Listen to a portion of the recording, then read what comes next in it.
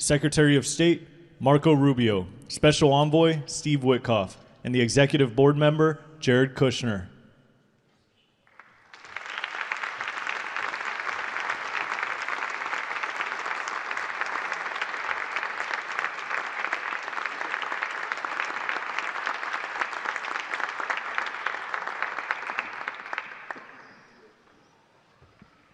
Ladies and gentlemen, please welcome the President of the United States, Donald J. Trump.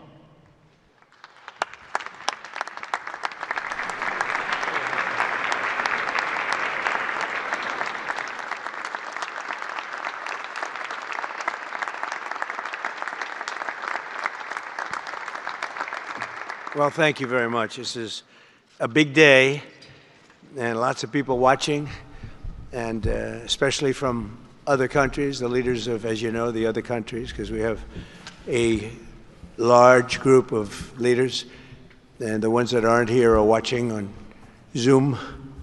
I hope they enjoy it. And the press, we appreciate it very much, so respectful. You've been so respectful of what we're doing. What we're doing is very simple, peace. It's called the Board of Peace, and it's all about an easy word to say, but a hard word to produce, peace. But we're going to produce it, and we've been doing a really good job, and some of these leaders that are with us have helped me very much during just this first year. We have a first year like probably no other ever in our country, because we settled 8 wars and I think a 9th to come. It's turned out to be a tougher one. I thought that was going to be the easiest one, but with war you never know what's easy and what's not so easy. But we've had a great relationship, and I've become friendly with so many of the people. And I appreciate you being here. These are great people. These are great leaders. And the people that are watching by closed circuit and open circuit in many cases, they're so proud of it. They want it to be open. But they've become incredible friends of mine. And, you know, we rebuilt our country in my first term, and now we're at a point that the United States has never seen before. We broke 50,000 on the Dow. They said that would take 4 years. We broke 7,000 on the S&P. They said you couldn't do that within 4 years. It would be impossible. And when I came in, they were all saying, if you could get to anywhere close to 45,000, it would be amazing achievement over 4 years. Well, we hit 50,000 in the first year, and we hit 7,000, which was actually tougher to do, according to the Wall Street geniuses. We hit 7,000 in the first year. They said it could take 4 or 5 years. They'd be very happy. It would have been a great job. We did it in 1. But we're doing a great job. Board of Peace is one of the most important and consequential things I think that I'll be involved in.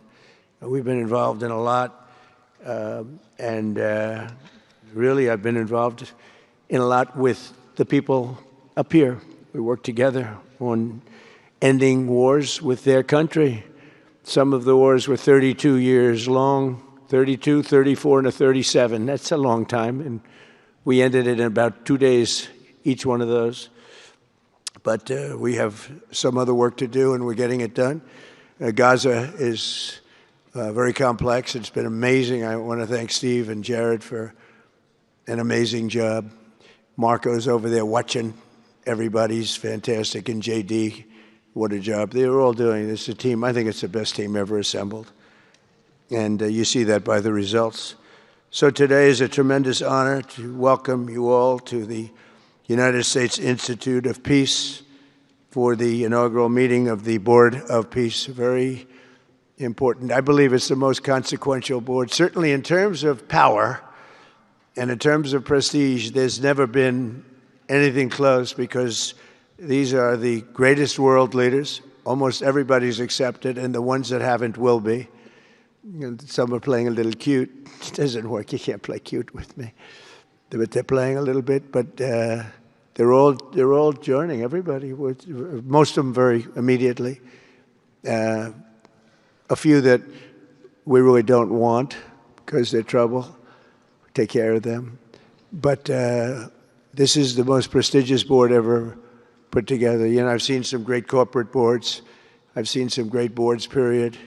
It's peanuts compared to this board, because we have virtually everyone is the head of a country other than Johnny, but he's the head of soccer, so that's not so bad, right, Johnny? I like your job the best, I think. And by the way, your World Cup has set every single ticket record in the history of soccer. In the history, nobody's ever seen anything like it. The sales are virtually complete. Nobody's ever seen anything, so congratulations. You made a good decision. We did it together. Thank you, Johnny. Great guy. So I want to thank the many leaders and dignitaries who have traveled great distances and lengths for the important gathering that we're at right now. This building was built for peace, and nobody knew what to name it. And then Marco named it after me. I had nothing to do with it. I swear I didn't. I swear. I had no idea. They said, there's a surprise coming. I didn't know that surprise. I thought they were going to give me a lot of money or something, maybe cash. Could always use some extra cash. But I came, and they stopped the beautiful beast. I got out very safely, I'm sure, and looked up, and there it said, Donald J. Trump on the building. And when I say that had nothing to do, nobody believes it, and that's okay. But I appreciated it. That was Marco and JD and a group got together, and they did that, and I just thought it was very nice. And it makes me work harder. We're going to have to work harder. We're going to have to make this building much more important. It's brand new. They built it for peace, but nobody occupied it. Nobody knew what the purpose of it. But the architecture is so beautiful, and it was with the meeting rooms, the reception rooms. It's really amazing. Who would think that it was built without anybody in mind or anything in mind, and then the State Department took it over. They liked it. Marco came over one day. He saw this. He said, this building is great. And he actually claimed it, right? He claimed it. And that's what he does. Where is Marco? I said, Marco, is that true? You claimed this building. You took it away from about 5 groups that wanted it. That was done very quickly, very methodically. But it was really, really built so beautifully in such a beautiful building. But we worked together to ensure the brighter future for the people of Gaza, the Middle East, and the entire world. I think that the Board of Peace, because it's mostly leaders and unbelievably respected people, but mostly leaders of Middle Eastern countries, countries from all over the world, and they've been very generous with money also. And the United States, which I'll say in a moment, is also very generous with money because there's nothing more important than peace. And there's nothing less expensive than peace. When you go to wars, it costs you 100 times what it costs to make peace. We have a man at the end right there that's smiling because you learned that after 30 years of fighting, right? 30 years of fighting, we got it done. I want to thank you very much. That was a great thing you did. You and your new friend, they came to my office and they said, I've been fighting for 22 years. Now you're there for 23 years, right? But I've been fighting for 22 years. That's all I've done is fight this gentleman. And his counterpart was there for 7 years. He said, I've been there for 7 years. All I've done is fight this gentleman. And we had it worked out in about 24 hours, right? And it's been a good peace. And I think they've become friends. I'm not sure I'm allowed to say that, but I think so. I think they've become friends, right? Right. Great. Stand up. Stand up. These are 2 tough cookies, too. You think that was easy? It wasn't easy. These are 2 tough people, good people, but tough people. But, we're in the Oval Office, and we were getting near. But the one was at one side of the room. I have 2 chairs right in front of the desk, the beautiful, resolute desk. One's over here. One's on the other side of the room. I said, folks, could you get a little closer? Well, I don't. They felt very uncomfortable. They've been killing each other for 32 years. So I say, can you get a little closer? After 1 hour, they were right next to each other. We made a deal. They hugged, they signed, and we had peace with 2 very important countries, and I'll never forget it. So they started off a little weak, and they ended up really strong, and you can be very proud of yourselves. It was a beautiful thing to see. Thank you. Look at that. Do you believe it? 32 years. Thank you. Thank you very much. But we're honored to be joined today by Prime Minister Rama of Albania. President, where is President Milei? You're another one, I'll tell you. Where is President Milei? I endorsed him. I'm not supposed to be endorsing people, but I endorse, when I like people, you know, I've had a very good record of endorsing candidates within the United States. But now I endorse foreign leaders, including Viktor Orban, who's here, and others. And I endorse this gentleman, Milei. He was a little behind in the polls. He ended up winning in a landslide. I just endorsed the Prime Minister of Japan. She was in a tight race, but was probably going to win. And she won in the largest number in the history of Japan. So she likes me a lot. But it was an honor, and you're doing great. Oh, look, they're sitting right next, Victor. I think, but ultimately, I think I'm going to end up endorsing. Hey, look, as long as it works, it's okay with me. But the endorsement seems to be working in foreign countries, too, so that's good. But nice to have you both. Victor, nice to have you both. Very proud of you. The Prime Minister of another, really just a great guy, Pashinyan of Armenia. President Aliyev of Azerbaijan. I love saying that name now, you know. At the beginning, it was giving me a hard time. Now I love saying it. It's a beautiful name. I love it. His Majesty, King Hamad bin Isa Al Khalifa of Bahrain. Bahrain. Thank you. Thank you. Where are you? Where are you? He's so rich, he can sit there. He can sit wherever the hell he wants. You know, he could sit up in the corner. He could sit up top. He might take a piece of this building, Marco. He'll take 25% of the building for about $6 billion. Thank you. And you've been very generous also. We appreciate it. Prime Minister Hun Manet of Cambodia. Raise your hand wherever you may be. Because, yeah, hi, how are you? Congratulations. That was another one, right? We did a good job with that one. Prime Minister Madbouli of Egypt. Thank you very much, and say hello to the General/President. Okay? Prime Minister Orban of Hungary, who has my complete and total endorsement for election. Not everybody in Europe loves that endorsement, but that's okay. He does an unbelievable job. He's done an incredible job on immigration, unlike some countries that have hurt themselves, but they're working on it. But I just want to let you know, you have my total and complete endorsement, and I'm putting it out. I already did, but I'm putting it out again. And you're coming up with an election, and I think you should be good. I'll tell you, Milei did pretty well. He was a little down, right? And then he ended up winning in a landslide, so that's pretty good. You're going to do great, Victor. Thank you very much for being here. Appreciate it. You run a great country. A man that I really like a lot he's definitely tough. I don't want to fight him. President Prabowo of Indonesia. Thank you very much. Please, this is a big guy. I tell you, I said, how many people in Indonesia? He said, like 240 million. I said, no, say it again. How many? It's a big country you have. And you do a great job and respected by everybody. And thank you very much for being here. Thank you very much, Mr. President. President Tokayev of Kazakhstan, thank you very much. What a country that is.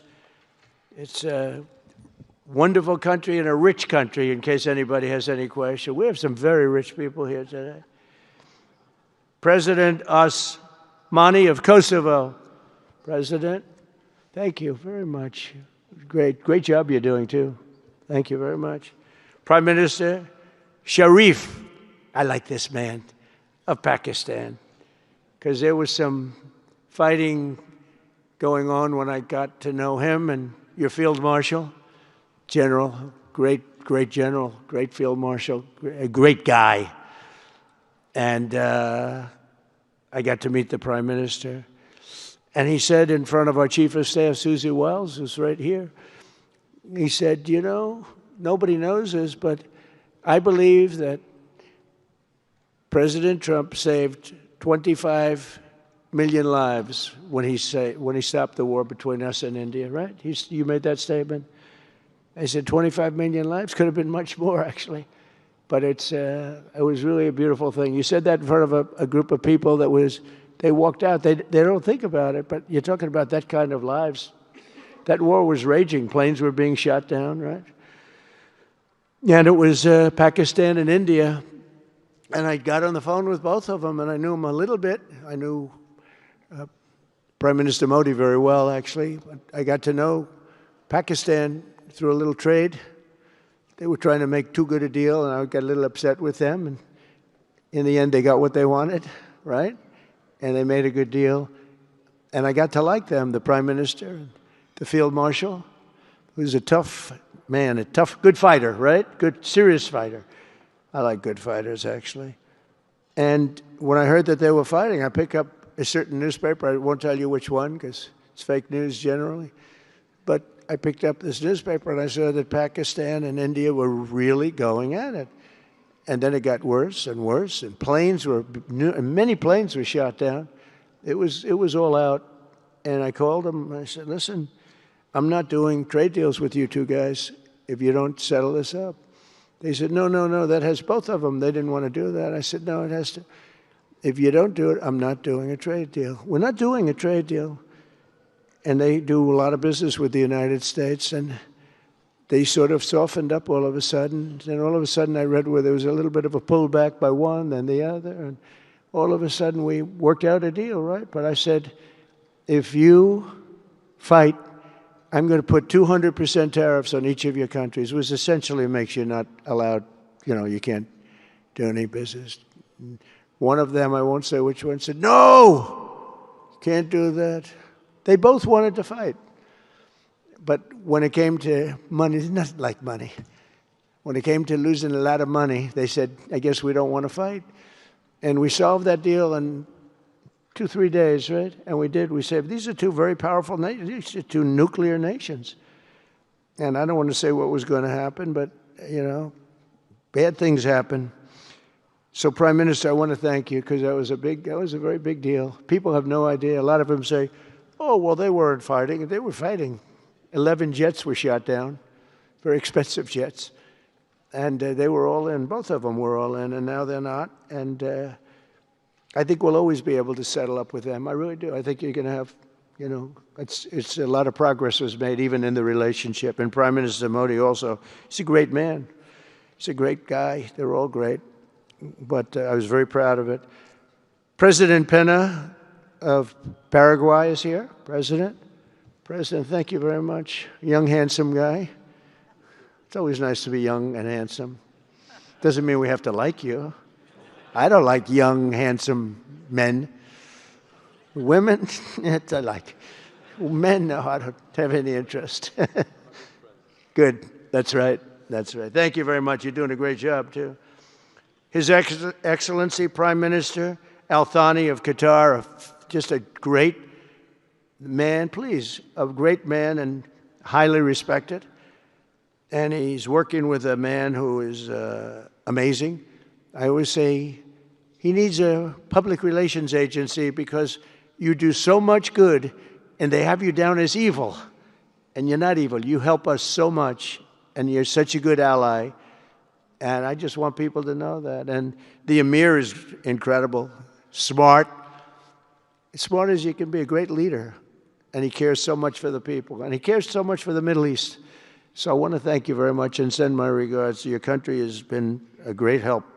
So, surprising to some of the people writing out there, but now they'll start changing their tune, because it's true. I only tell the truth.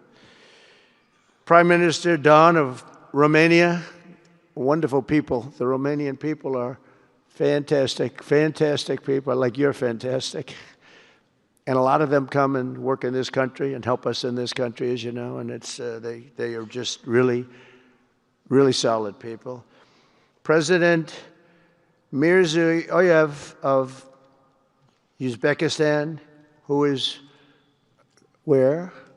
There he is, and a friend of mine. He's got one of the most difficult names in history, but that's okay. It doesn't matter.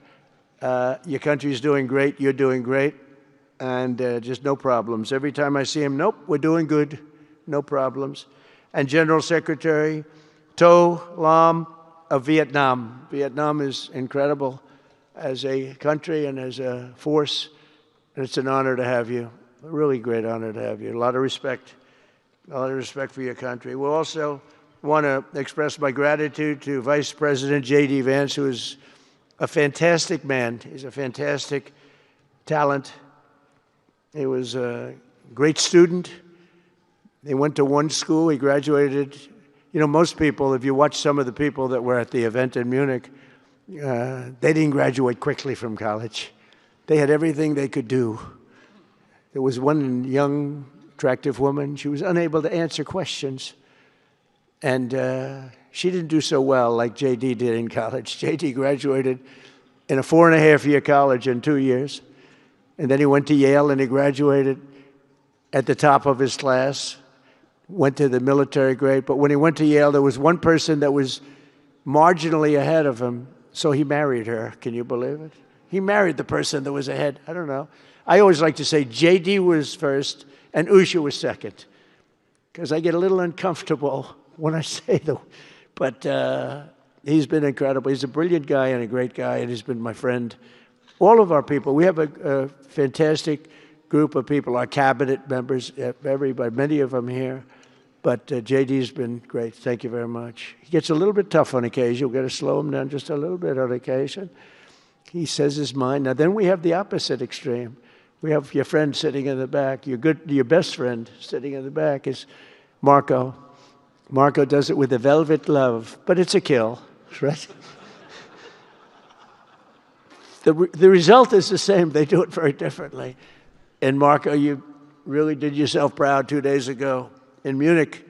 In fact, so proud that I almost terminated his employ because they were saying, why can't Trump do this? I do, but I say it differently. But Marco, don't do any better than you did, please. Because if you do, you're out of here. But no, I want my guys to do great. And the acclaim he's gotten and the acclaim J.D. gets is great. We have smart people. And when you see the representatives there, like Gavin Newsom, he didn't know what he was doing. They didn't even know why. He didn't know why he was there. Or AOC, she was unable to answer a simple question. And she could have said, well, I'm studying it, and I'll report back to you next week. You know, you can get away with that. But she just went, it's actually, I think it could be a career-ending answer, because for 25 years, anybody running against her, I think Susie is going to use that little piece of stuff. It was not good. It was not good. That was not a natural. So I want to thank J.D. I want to thank Secretary of State Marco Rubio. They're extraordinary. I want to thank Special Envoy for Peace, Steve Witkoff, who has been unbelievable. You know, I took Steve because I was a developer in New York, really successful, actually much more successful than Steve, but I don't want to say that. I'm not going to say that, Johnny. I refuse to say it. But I saw something in Steve. Steve's a great negotiator. Everybody loved him. All these developers, and they're tough. You know, New York developers tend to be on the tough side. And, you know, most of them hate each other. Like a lot of the people in this room hate each other. You know, it's sort of natural, I guess. But we're bringing love back into the room like the old days. But everybody loves Steve. Every developer, the worst, most evil people, horrible human beings, actually. And they love Steve. So I remember this, and we had some conflicts, to put it mildly, in the world. And I said, Steve, how would you like to be Henry Kissinger Jr. that doesn't leak? And he said, are you a leaker, Steve? No. He didn't even know what the word meant, and it's true. I always say Henry Kissinger, who was one of the great leakers of all time, by the way, Richard Nixon said to him, Henry, who's leaking all this stuff? I don't know, Mr. President. It was Henry. It was like, these are little stories I like telling you. But Steve has been unbelievable. Everybody likes him. Ukraine loves him. Europe loves him. Russia loves him. I mean, there's nothing wrong with this. He goes to see President Putin. Didn't know Putin. I set him up a meeting to see. I said, how's Steve doing? Sir, he's still inside. Oh, that was an hour. I called back. Tell Steve to call me when he's finished. I want to find out what the hell is going on. We want to end that war. Sir, he's still inside. 3 hours, 4 hours. They were together for 4 hours, the first meeting. That's talent.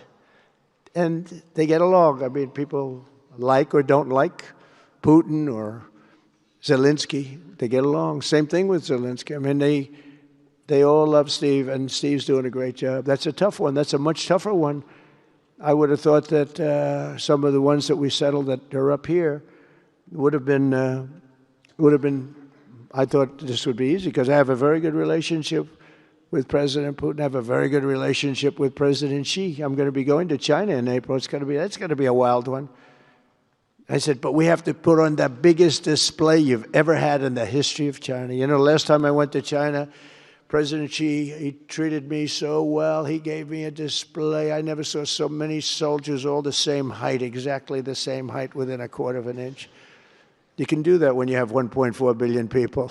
You know, lots of shoulders. Everybody was within about 1/8 of an inch the same height. I said, if they put their helmets down, you could have played pool on the top of their heads. And it was pretty amazing. But I said, you got to top it. He said, I'll top it. We're going to top it. We're going to have a lot of the people, most of the fake news back there is going to be going. So we have, Steve has done a great job. And then a little bit later on, we brought Jared in. Jared was responsible for the Abraham Accords, which is incredible. Nobody else could have done that. A very smart guy. And we're making Jared an envoy also, envoy of peace. They're both envoys of peace. And you couldn't get two. I tell you what, I watch these two guys. I say, at least we're covered from an IQ standpoint. These two guys walk into a room. And but people like them both, you know. They're good people. And they like them both. And they've had some very good meetings. They've had some very interesting meetings having to do with, as you know, Iran is a hot spot right now. And they're meeting, and they have a good relationship with the representatives of Iran. And, you know, good talks are being had. It's proven to be, over the years, not easy to make a meaningful deal with Iran. We have to make a meaningful deal. Otherwise, bad things happen. But we have to make a meaningful deal. But they have a great relationship with the representatives of Iran. They have a great relationship with the other one that they're really working on now. Because so many of these, I mean, as an example, Kosovo, Serbia. I did that one. Could you stand up, if any of you guys are, when you're here, just stand up for a second. Kosovo, Serbia. Stand up. What a job. Thank you very much. We appreciate it. So good. And you're getting along. And when you don't get along, you'll call me, and we'll get it solved, right? We'll get it solved. Thank you very much. Really good. And then again, Pakistan and India. That was a big one. And just, I think you should actually stand. Come, please. Stand just for a second. Pakistan and India, thank you very much. And I spoke to Prime Minister Modi. He's excited. He's watching us right now. Egypt and Ethiopia. We're going to get that. You know, there's a little dam that got built. Little dam, like maybe the largest dam in the world. Built and financed, of course, by the United States brilliantly. And having a little trouble getting water to the Nile. That's a tough situation, but we're going to get that solved. Armenia and Azerbaijan, we talked about. And again, thank you, fellas, very much. Great job. Great job. Thank you. Cambodia and Thailand. So incredible what you did, that you got together and it all worked out. They're watching right now on closed circuit. Thank you very much, and thank you. That was a big one, Cambodia and Thailand. These are nasty fighters, I have to tell you. These fighters are nasty. Now we talk about, you talk nasty fighter, you're nice guys compared to this. Congo and Rwanda. That was, and we've got them pretty peaceful. There's little flare-ups every once in a while. I'll get a call once a week. Sir, there's a flare-up in the Congo again. We'll get it straightened out, right, Susie? We'll get it straightened out.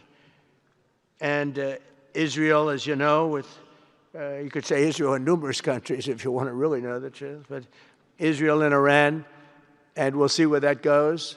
But when you think of Israel, we've done the biggest thing of all. We have peace in the Middle East right now. That's bigger than people said it couldn't be done. For 3,000 years, they've been talking about Middle East. They said it couldn't be done. And you look at what's happened in Gaza.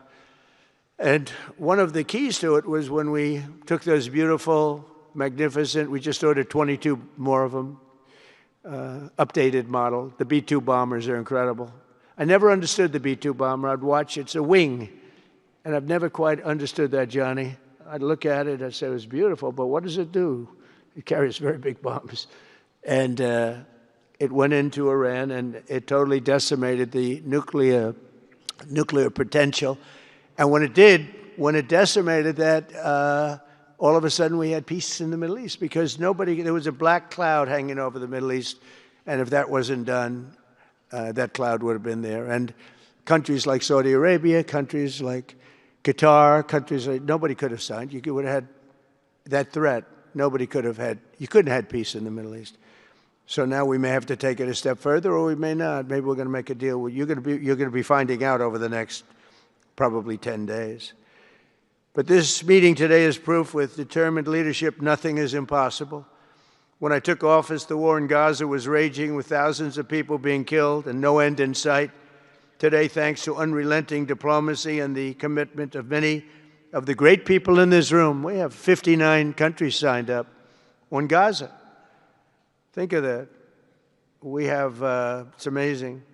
But all the people, many, really so many in this room, the war in Gaza is over.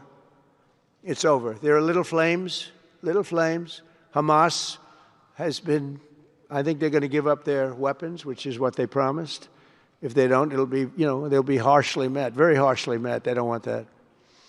All the stuff like they don't mind dying. They told me that's not true.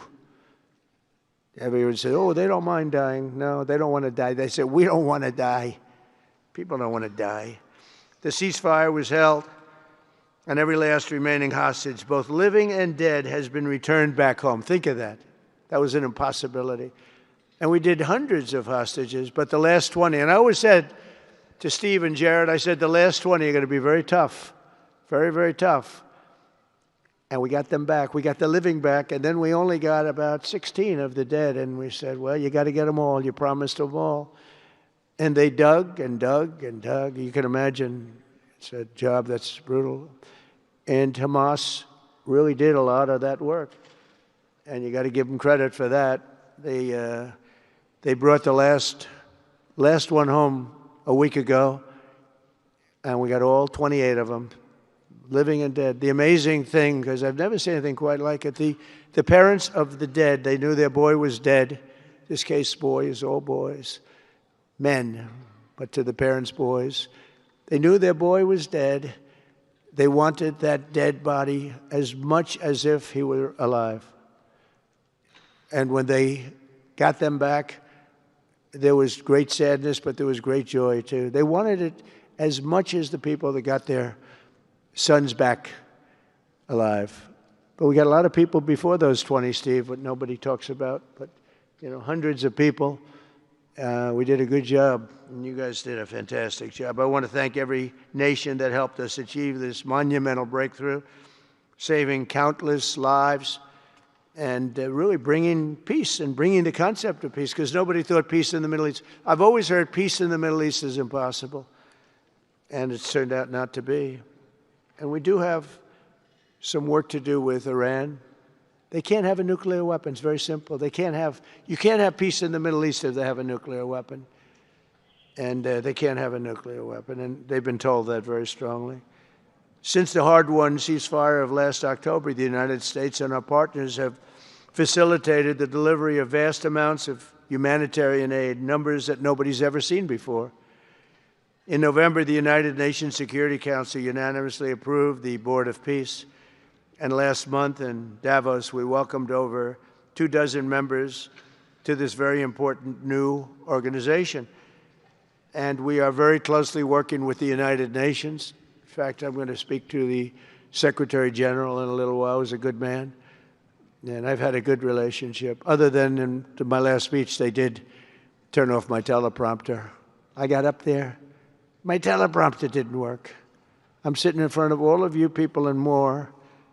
I had no teleprompter. I knew I was in trouble because I'm walking up. The teleprompters are over here. I had the most beautiful speech ready. I was all set to knock them dead. First, I had an escalator that stopped. You know that. It's going up. Boom. It's lucky my movie star first lady was in front of me, because I put my hand on a certain part of her body, and I was able to stop my fall. Otherwise, because she had no trouble, I said, boy, that was a very sharp stop, Johnny. So I said, that was strange. I've been on a lot of escalators. It's never happened before. Usually it stops very slowly. This was just boom. But our First Lady was right in the proper location for me. I'm waving to people, and she was holding on a little tighter. She knew what was happening. She did. She said, that's a very successful movie out right now, like #1. Can you believe this? And she's a big movie star. And I always say it's trouble because I always say there's not room in one family for 2 stars. I told her that. We can't have 2 stars in one family. So I don't know what that means, but it's not good.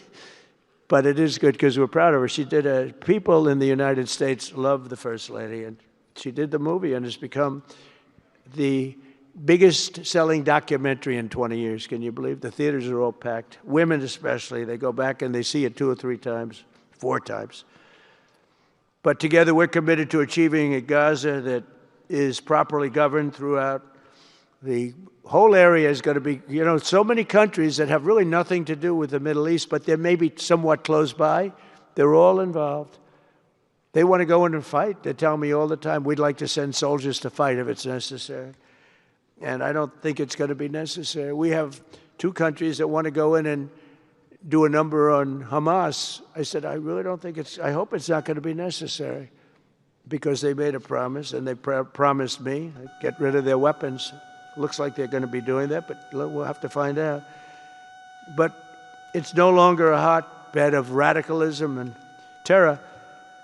And to end that, we have today, and I'm pleased to announce that Kazakhstan, Azerbaijan, UAE, Morocco, Bahrain, Qatar, Saudi Arabia, Uzbekistan, and Kuwait have all contributed more than $7 billion toward the relief package. That's great. Thank you, fellas. Thank you.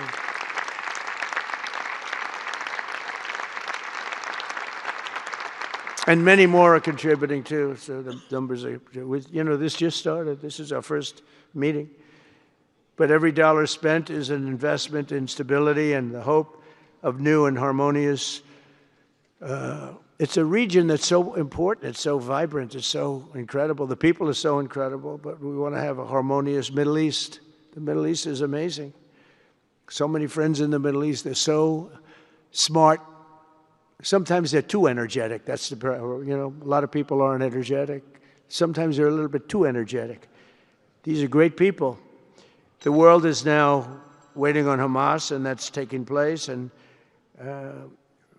it's the only thing that's right now standing in the way. We have Lebanon with certain things that we're working on that are very important. We have to solve the problem of Lebanon, but it's relatively small in terms of what's been done.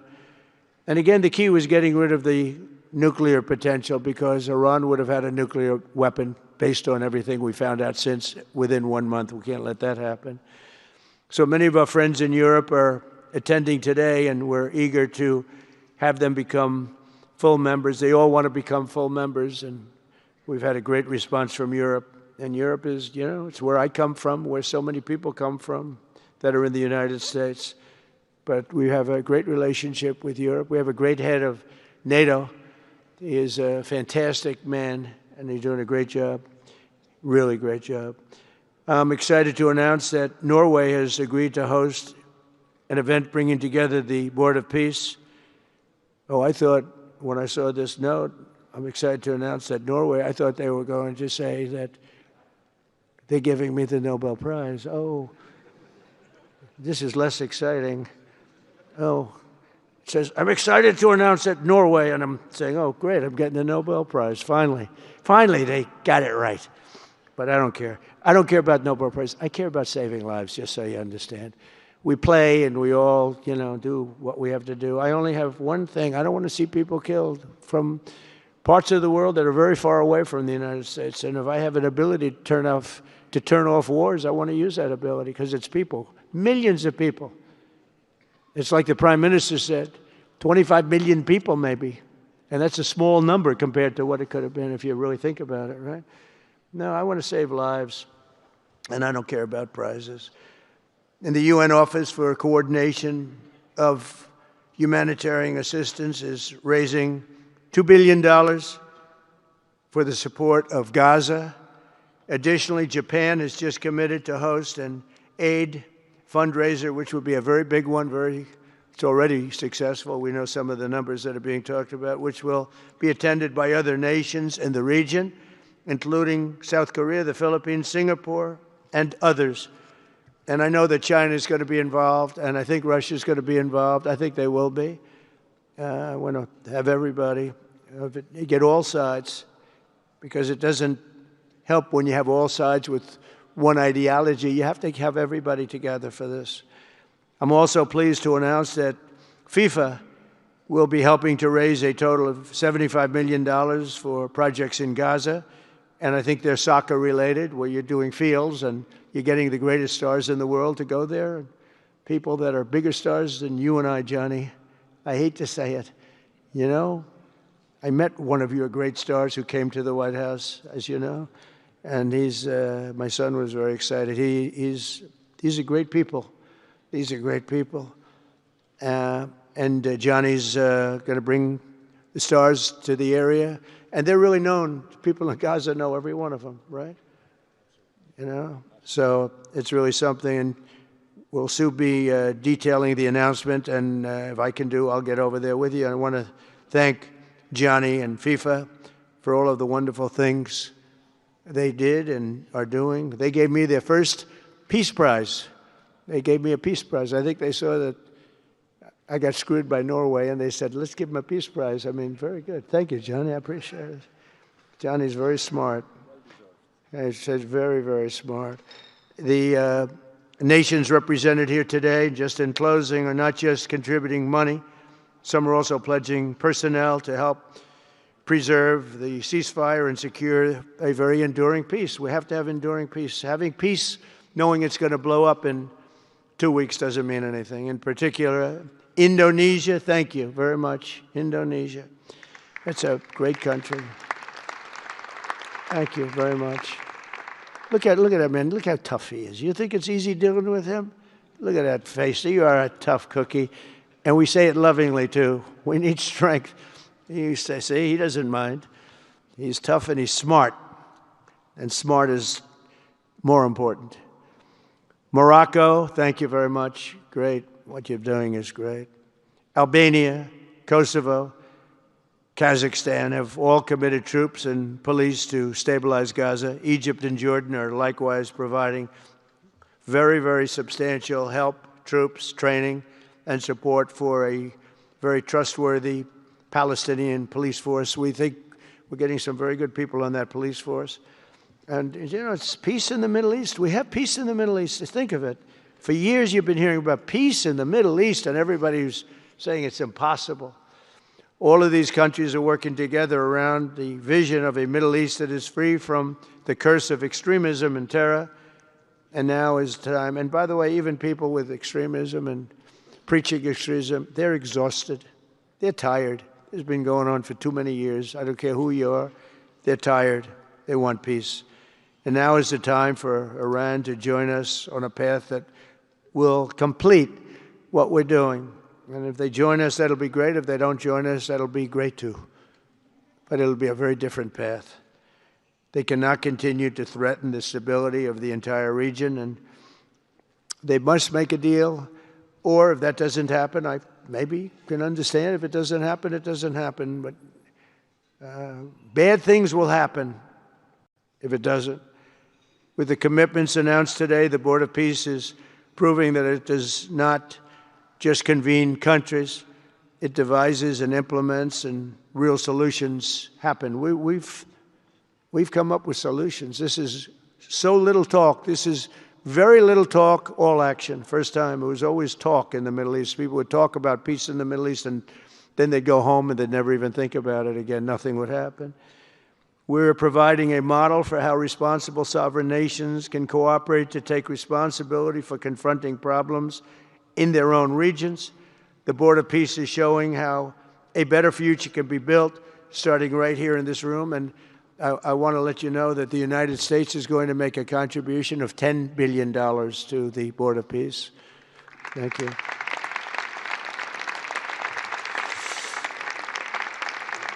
And we've had great support for that number. And that number is a very small number when you look at that compared to the cost of war. That's 2 weeks of fighting. It's a very small number. It sounds like a lot, but it's a very small number. So we're committed to $10 billion. Together we can achieve the dream of bringing lasting harmony to a region tortured by centuries of war, suffering, and carnage. They say 3,000 years. And hopefully we can lift up the eyes of the world to envision how other intractable conflicts can be settled.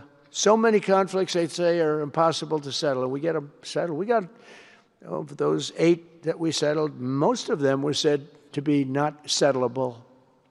And they not only got settled, they got settled within days.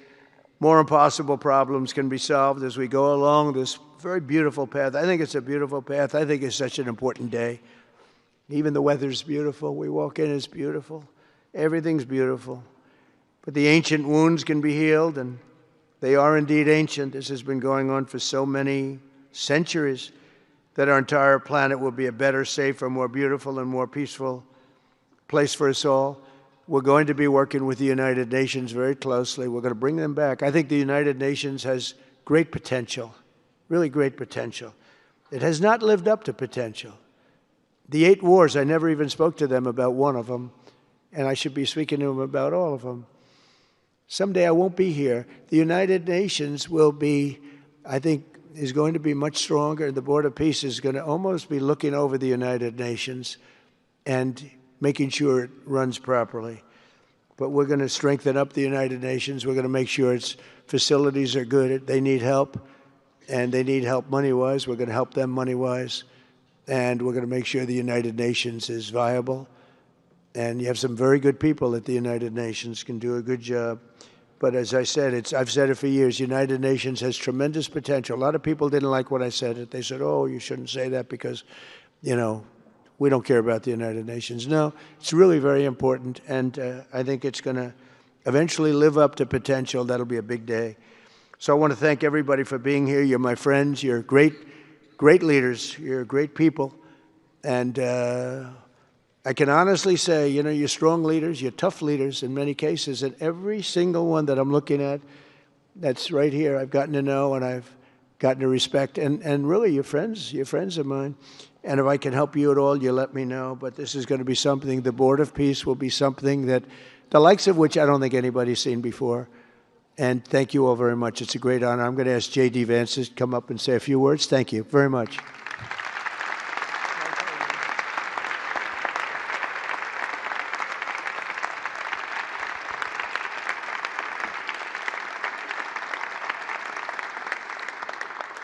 Well, thank you, Mr. President, very much for your leadership, but also for the kind words about me personally. I knew exactly what I wanted to say, but then after the President said that I was so smart and that I didn't want to repeat our Congresswoman who froze for 20 seconds over in Munich, now I'm tempted, sir, just to freeze for 20 seconds and just stare at the cameras, and maybe they'll say nice things about me like they do about Congresswoman Cortez. But I have 3 very brief messages. First of all, to the President of the United States, but to the entire team, to Marco, to Steve, to Jared in particular, who've done such an incredible job. I think what this Board of Peace represents is a recognition that if you actually have a President of the United States and a team that's committed to diplomacy, it can actually work. When I look at what happened to Israel on October the 7th, all those innocent people who were murdered, the fact that you had all of these hostages, and of course, a terrible war that came from it, I remember thinking to myself, how is it ever going to be possible to get these hostages home safely, to make it possible for the people of Gaza to actually have a reasonable future, but also to ensure that Israel is never attacked again? It turns out the answer was you just needed a president who was committed to the effort and committed to the work, and that's what we had, thankfully, under the leadership of this president. And you got to make peace, but then you have to make the peace stick. And that brings me to my second point. That's what the Board of Peace, I think, is fundamentally about, is making the peace stick. And it's an incredible thing that you guys have all done. So to all of the leaders gathered here today who are investing in the future, who are investing in peace, we're grateful to you. We're grateful for your partnership. And in particular, I think to the President of Azerbaijan and the Prime Minister of Armenia, who I just saw last week, thank you all for making it possible and for showing what real leadership can accomplish. When you set aside weapons and killing and destruction and invest in your people and invest in prosperity, it can create great things. So thank you both for what you did. I think it showed great leadership. And finally, to the American people, I think it's important that the American people recognize why we're here today. And the reason that we're here today is, yes, to save lives and, yes, to promote peace, but this creates incredible prosperity for the American people. The countries represented here represent trillions of dollars of investment in the United States of America that would not have been possible without this president's leadership and advocacy for peace. The economies here represent millions of American jobs of people who are receiving products built in American factories and made by American workers would not be possible without a focus on peace. So, Mr. President, while I think this is great for the world, I also think it's really, really great for the United States of America, so we're looking forward to the partnership. With that, I want to turn it over to the MC for the rest of the program, and that is our great press secretary, Carolyn Levitt. Thank you.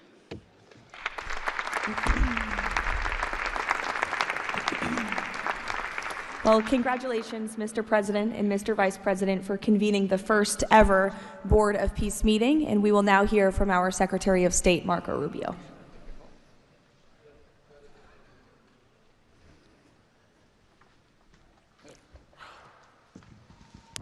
I'll be brief and to the point. We want to talk a little bit about the strategic vision of this organization and begin doing so by first acknowledging that we are here today because the President of the United States, Donald J. Trump, has both an ability and a willingness to use the power of his office to think outside the box.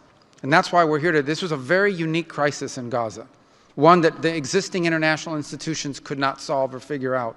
It needed a very specific type solution that required the partnership of all the nations that are here, including those that are here on an observer status. And we appreciate you coming today and being a part of this as well.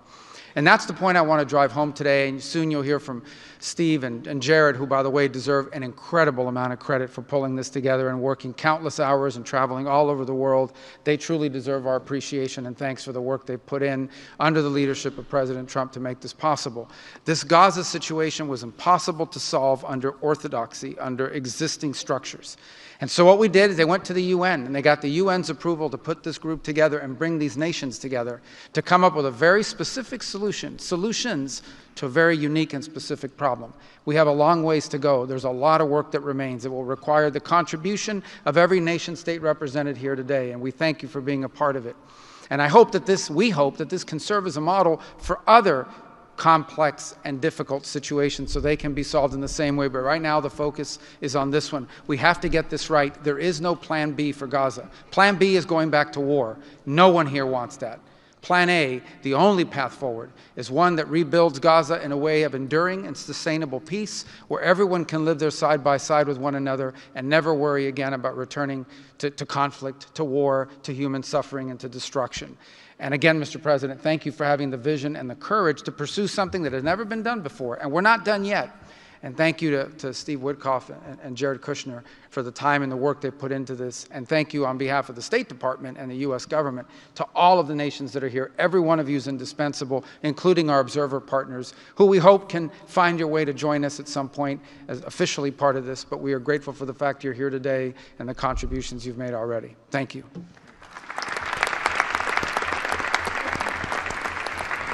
Thank you, Marco. We will now hear from our special envoy, Steve Witkoff.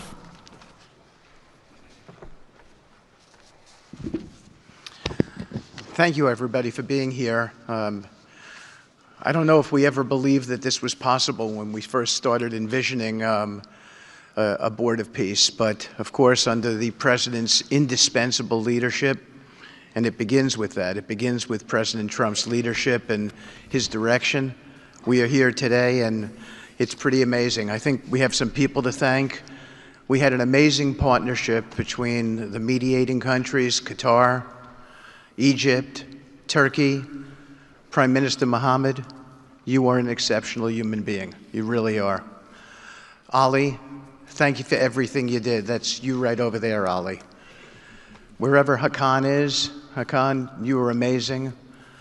And so was Ibrahim and President Erdogan, and of course, to the Egyptians, Badr, I know you're smiling because we went through so much. And General Hassan was amazing. We all became friends here. And Prime Minister Sisi, President Sisi, pardon me, and so many others. But our team, JD, your insight, your counsel, and Marco, you're an amazing secretary, and it's a privilege to work for you. And Jared, you are my dear friend and the best partner I ever had.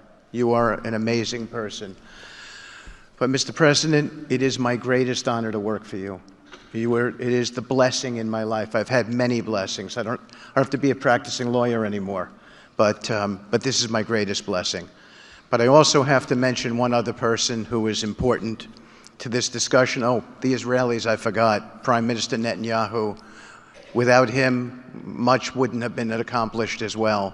And that's really important that we acknowledge him here today, and Ron Dermer. But a person who doesn't care much about the acclaim we have to acknowledge too, and that's you, Susie. Because I would come back and you would say to me on every trip, what can I do for you? This matters. And you were an inspiration for all of us. So I thank everybody, and let me get on to, am I going on to the next slide? Sure. Caroline? Sure. Okay. So with regard to the hostages, we're here today, again, I say it, I know it sounds redundant, but we're here today because of President Trump. Without him, none of this was possible. There were 251 hostages. 168 came out alive. 83 bodies were returned to their families so that they could grieve and remember their loved ones like in a normal way. In a way that brought their families together. So that was just as important. This was a monumental effort, and I want to tell a story about the president. Every time a hostage family came to visit with us, they were not on the president's schedule. I would walk down to the Oval Office, I would tell the president that there was a hostage family here, and he would say, Steve, bring them up. Every single time. Mm-hmm. And when we got the last 20 out, we had a celebration at the White House, and I could see the emotion on the president's face. And he came up to me and he said to me, I have to tell you, this is my 5th year in the Oval Office, and I don't know that I've ever had a more special time than this moment with these people, seeing them come home.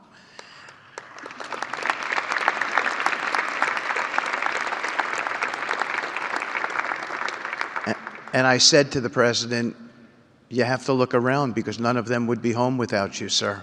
None of them. So I only want to tell you, Mr. President, you gave me my greatest honor to work on this, on this effort, and I thank you.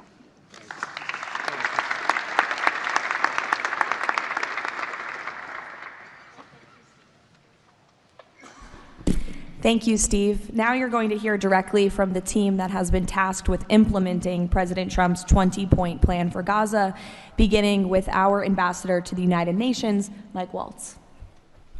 Thank you, and thank you, Mr. President, Excellencies. First, let me wish everyone a happy and prayerful Ramadan. Thank you so much for joining all of us today. Mr. President, Excellencies, bottom line, humanitarian aid has absolutely surged since the Gaza war ended. Our Central Command, our great military, is working together with Israel, with the UN, so many countries here to coordinate the aid, to make sure there's deconfliction.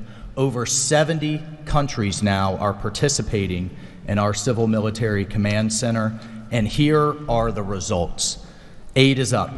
4,200 aid trucks have entered Gaza each week for 13 consecutive weeks, the longest stretch of high-volume assistance to Gaza in years. Diversion is down significantly from prior to the ceasefire, with less than 1% diverted this month. Food supplies are way up. We are reaching the full 2.1 million Gazans with aid, up 5 times from the delivery levels before the ceasefire. The percentage of households experiencing severe hunger has dropped from about 30% to down to 1%. As of this past February, drinking water has doubled and child malnutrition has been cut in half. If we could go to the next slide. Mr. President, only under your leadership and this great team could we bring together the United States, Israel, Egypt, Jordan, the UAE, the United Nations agencies. Mr. President, bottom line, like you, this is a board of action, not a board of endless talk or speeches, and these results are a true testament to your leadership and the leadership of this great team. We are saving lives, and it's an honor to be a part of it. Thank you, Mr. President. Dr. Ali Shaith. It is my honor to be here representing the National Committee for the Administration of Gaza. Thank you, President Trump, for your leadership, for your continued efforts. A new governing authority is now in place for Gaza, with a clear mandate and a clear commitment to establishing development and stability. However, we are operating in extremely difficult conditions. Large parts of Gaza Strip are severely damaged, destroyed actually. Humanitarian needs are acute. Law and order remain fragile. This is not normal operating environment, President, which is precisely why discipline and prioritization matter. Our priorities, therefore, are defined into 4 categories.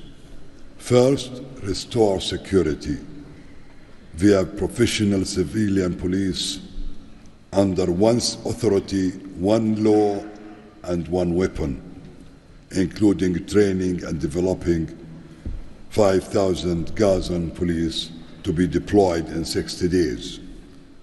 Secondly, revive economic activities and livelihoods, creating decent jobs, especially for our young population. Thirdly, ensure sustainable emergency relief as described earlier. Fourthly, restore basic services including electricity, water, health and education, and last but not least is access and movement. Our mandate is simple, President, step by step to build the foundation for lasting peace, dignity and prosperity for the people of Gaza. And this is where we count on your continued leadership and support. Blessed the peacemaker. Thank you.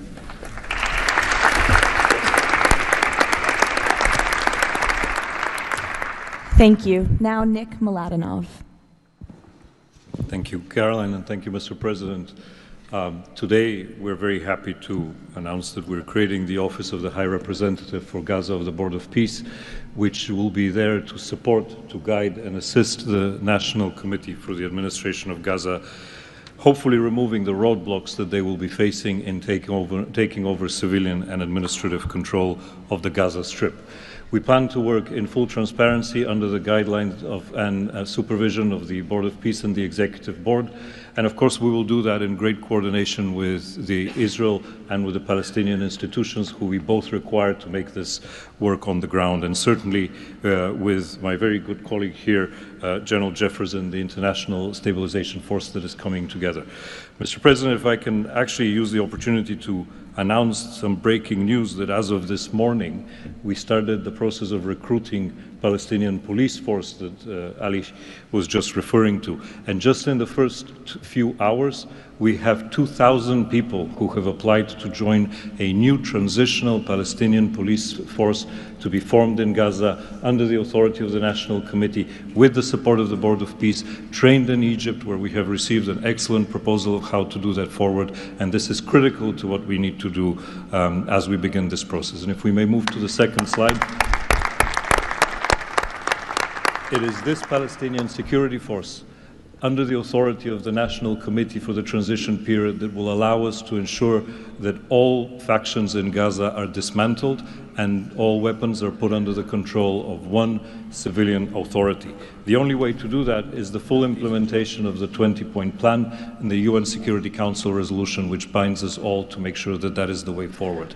We have now a fully agreed framework with the mediators on how to do this, and I thank very much the state of Qatar, Egypt, and Turkey for their excellent support in this.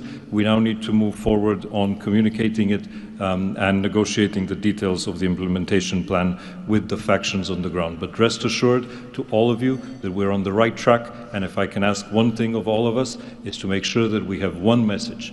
There is no other option except the full demilitarization and decommissioning of all weapons in Gaza for reconstruction to begin and for people to have a new way of life going forward. Thank you.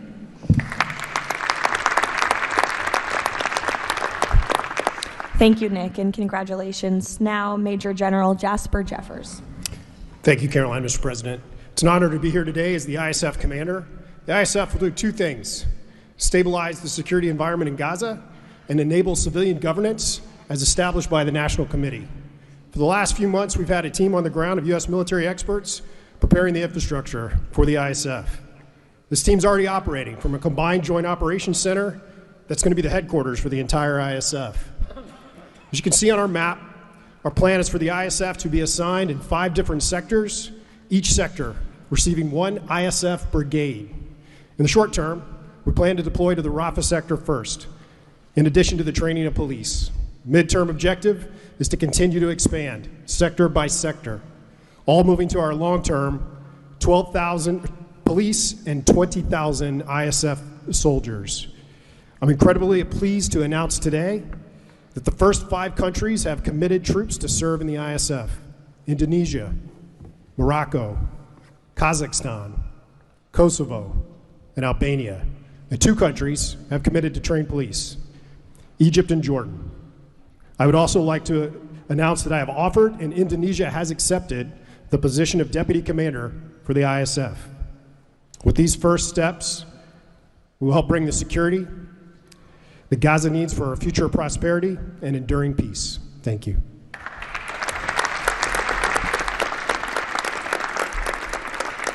Thank you, Major General. Mr. Tony Blair.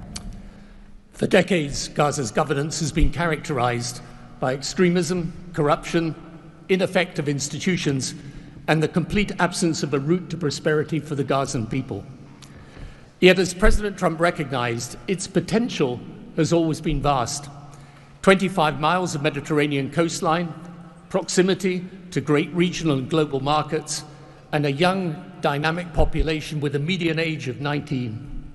So today we set out profound changes necessary to rebuild Gaza for Gazans. Gaza not as it was, but as it should be, including its governance. Effective public institutions serving the people, a business environment where enterprise flourishes, an education system educating the young for tolerance and achievement, and a tech-enabled society making the most of the digital revolution. This is a vision of Gaza as part of a Middle East at peace, not a phony piece of declarations no one means and agreements no one intends to keep, but a genuine commitment to a region where, whether you're a Muslim, Jew, Christian, of any faith or none, you can rise by your own efforts and feel your government by your side, not on your back.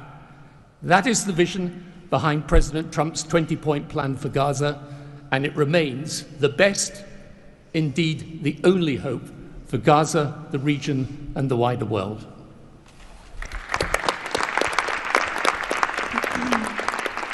Thank you.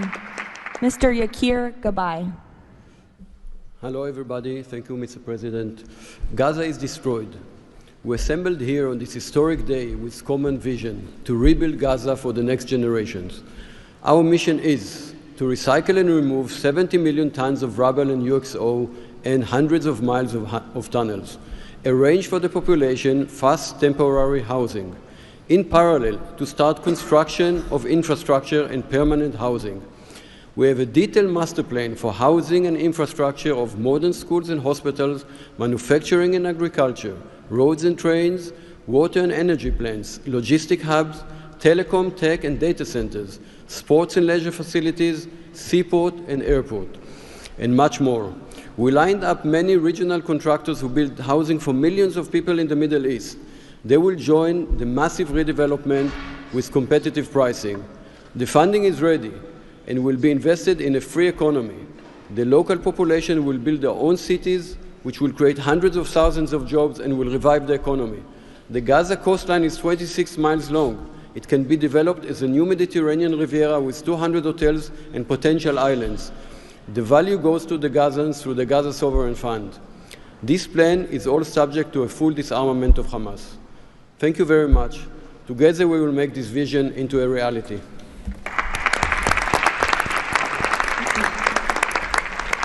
Thank you. Mr. Liren Tanmin.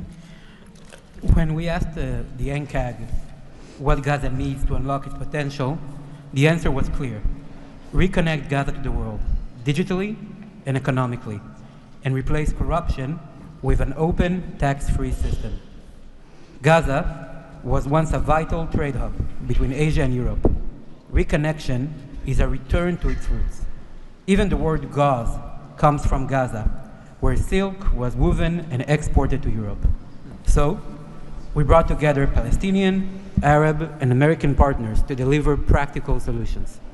By July, Gaza's 2G network will be upgraded with free, high-speed access to essential services. The NCAG is building a secure digital backbone, an open platform, enabling e-payments, financial services, e-learning, and healthcare with user control over data. This effort is supported by our regional partners, and I believe you will hear some exciting news from them on that later today. In parallel, we're advancing an Amazon-like logistics system to help Palestinian launch businesses import globally and trade securely. This will lower prices, drive growth, and help transform Gaza into an open, transparent, corruption-free economic zone. Thank you. Thank you. Mr. Mark Rowan. Mr. President, distinguished leaders, the goal is simple. Take the momentum all of you have provided and build it into something that is not just temporary relief, but something that provides a long-term foundation that will enable many of the goals we've spoken about today to be achieved. We plan to do this by gathering Gaza's productive assets in one unified structure. This will allow independent, professional, conflict-free management of the resources to benefit the Gazans. This will also enable expeditious planning and zoning and not fragmented projects that do not contribute to an economic whole. The potential here is tremendous, but it has to start somewhere. The start is in Rafah, where, as you heard, that will be the first place security is deployed. The plan is 100,000 homes for 500,000 residents plus $5 billion of infrastructure. Over time, 400,000 homes for the entirety of the population with more than $30 billion of infrastructure. Let me put it in financial terms. This is not a problem of money or collateral. This is a problem of peace. The coastline alone, $50 billion of value on a conservative basis. The housing stock, more than $30 billion as rebuilt. The infrastructure, more than $30 billion. $115 billion of value. It just needs to be unlocked and financed. Great. Thank you. Mr. Ajay Banga. Thank you, Caroline, and thank you, Mr. President. All this requires money, And so when the UN Security Council resolution got passed, we set about creating the Gaza Reconstruction and Development Fund at the World Bank. It's housed there.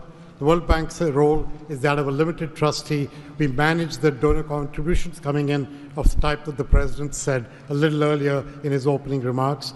And then we help to manage that money while it stays with us. And under the direction of the Board of Peace, we disperse the money for reconstruction and development projects in Gaza. This fund is ready to receive the donations that he spoke about just a little while ago. The second part of the story is that you as donors deserve the right to know that the money is being used in a transparent way. We are helping, along with the Board of Peace, which takes the ownership of ensuring that the right kind of financial, legal, and oversight mechanisms are being put in place. We've even assigned a financial controller from the World Bank on a secondment basis to the Board of Peace to ensure that we can try and help build the best standards in this process. Now, this is just the beginning. This work is going to need 2 or 3 things that the World Bank Group can bring to the table. The first is leveraging of public finance. Because of our AAA rating, we have the ability to leverage private bond money to help to create the resources we need to do what Mark just talked about. The second is we can de-risk private investing. And the third is we have people on the ground and expertise and knowledge of doing this kind of work in other markets. We want to be not an armchair critic of a process, but an active participant in giving Gazans and people in the region the opportunity of the lives they deserve the one time we get the chance. So thank you again.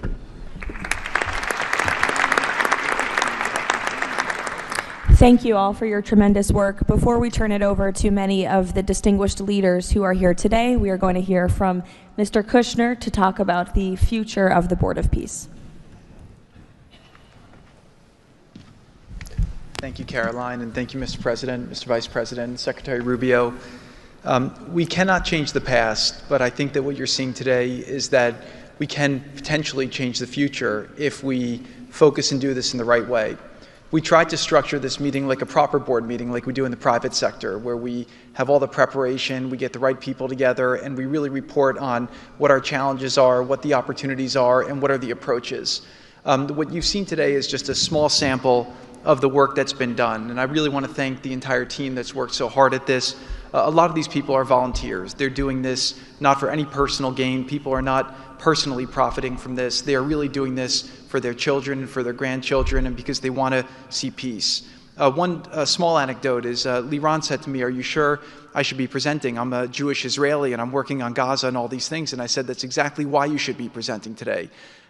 If Jews and Muslims work together, Israelis and Palestinians with Americans and English and Bulgarian and people from all around the world, then we can kind of join on a common goal, which is peace and togetherness, and that's really what we've done. I want to thank President Trump. I remember working with you on your first foreign policy speech in 2016 that you gave at the Mayflower Hotel, and at the time, those ideas were considered to be very, very radical. What I saw as somebody who didn't have any foreign policy experience were just common sense ideas. Why can't the world be better? Why can't there be peace? Why can't there be more prosperity for all people in all ways? And I think over the last decade, you really have changed the way that the world thinks about a lot of these things. And I think that this organization is bringing a new approach and new ideas and new people together in order to effectuate it. I'd really like to thank all the countries that joined on very early.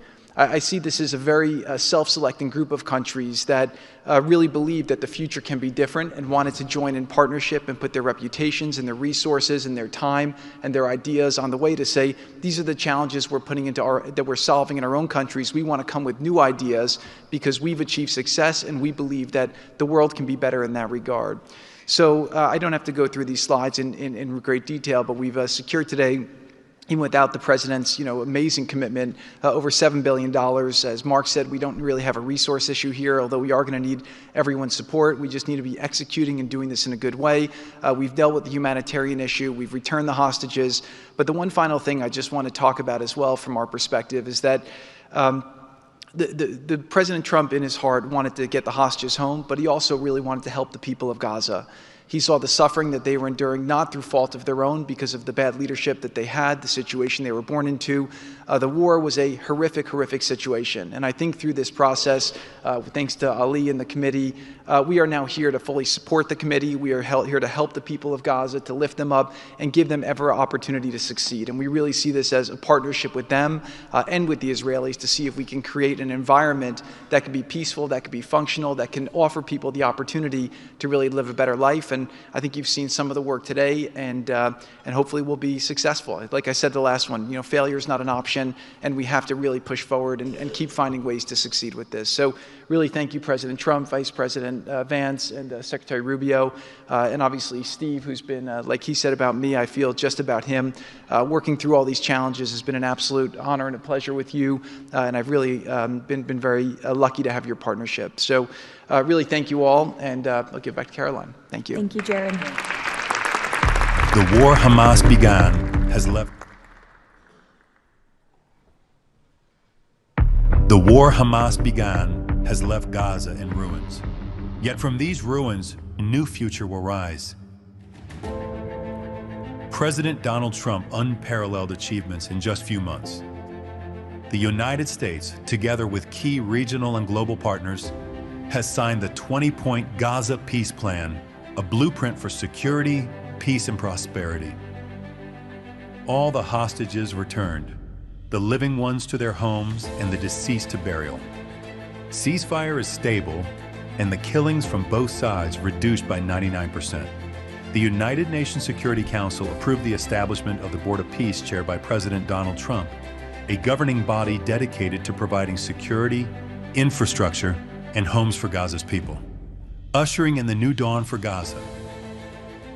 The new Palestinian Technocratic Government of Gaza, the NCAG, was elected with consent of all parties, including the Palestinian factions, Israel, and the Arab countries. Rafah border crossing with Egypt was open. The NCAG will secure the disarmament of Gaza to ensure one authority, one law, and one weapon.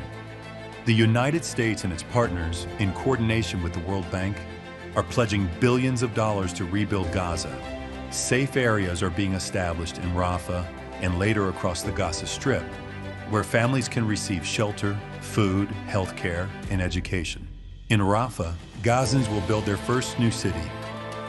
The NCAG, with the Board of Peace, will expand development across the entire Strip, employing hundreds of thousands in reconstruction and business activity. Transportation, water, and energy systems will be restored, and a modern economy will begin to emerge. Children will return to classrooms with a curriculum that promotes tolerance, dignity, and peace. Our goal by year 3, Rafah fully rebuilt, unemployment curbed, and Gaza connected to the world through an Abrahamic gateway, linking it with Egypt, Israel, Jordan, Saudi Arabia, the UAE, and extending to India and Europe. By year 10, Gaza will be self-governed, integrated into the region with thriving industries and housing for all. This is the framework for Gaza's rebirth: secure, prosperous, and peaceful.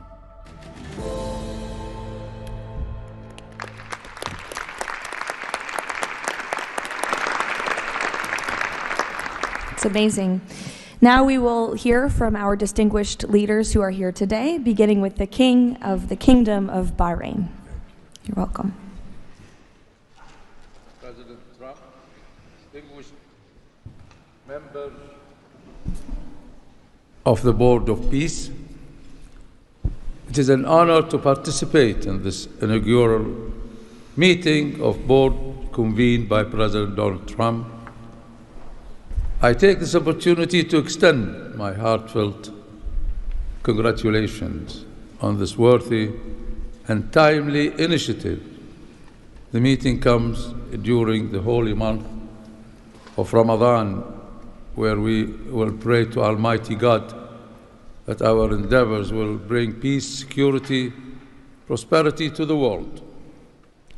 As a founding member of the Board of Peace, the Kingdom of Bahrain recognizes and endorses the tremendous potential of this body, the extraordinary drive of its chairman, and his sincere efforts to unify nations in our common objectives of fostering and enduring peace for the Middle East. We greatly appreciate President Trump's initiative in presenting the Gaza peace plan and establishing this board as a vital platform for dialogue, action, and delivery. As we embark on this historic journey together, we urge all peace-loving nations, organizations, and groups to actively engage in the successful implementation of the second phase of the Gaza peace plan. This includes ensuring a lasting ceasefire in Gaza, facilitating its reconstruction, and providing hope and new opportunities for the people of Palestine and Israel. This inaugural meeting of the Board of Peace marks an extraordinary and pivotal chance to envision a new future to Gaza, one that emerges from the ruins of conflict to building a landscape of security, aspiration, hope, and opportunity for its people.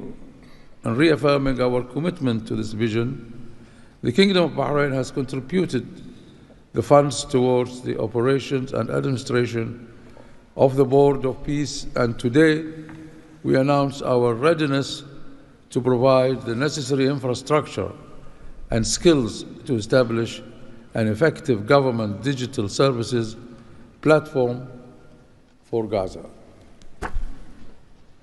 Our decision to join the Abraham Accord and enter into the CCBA agreement with the United States reflects our commitment to advancing peace and stability in the Middle East.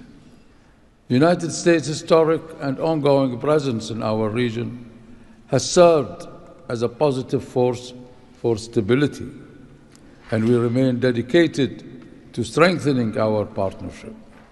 We look forward with optimism to working with the Board of Peace and all of our international partners who share our ambitions for a brighter future for all. Thank you, Mr. President.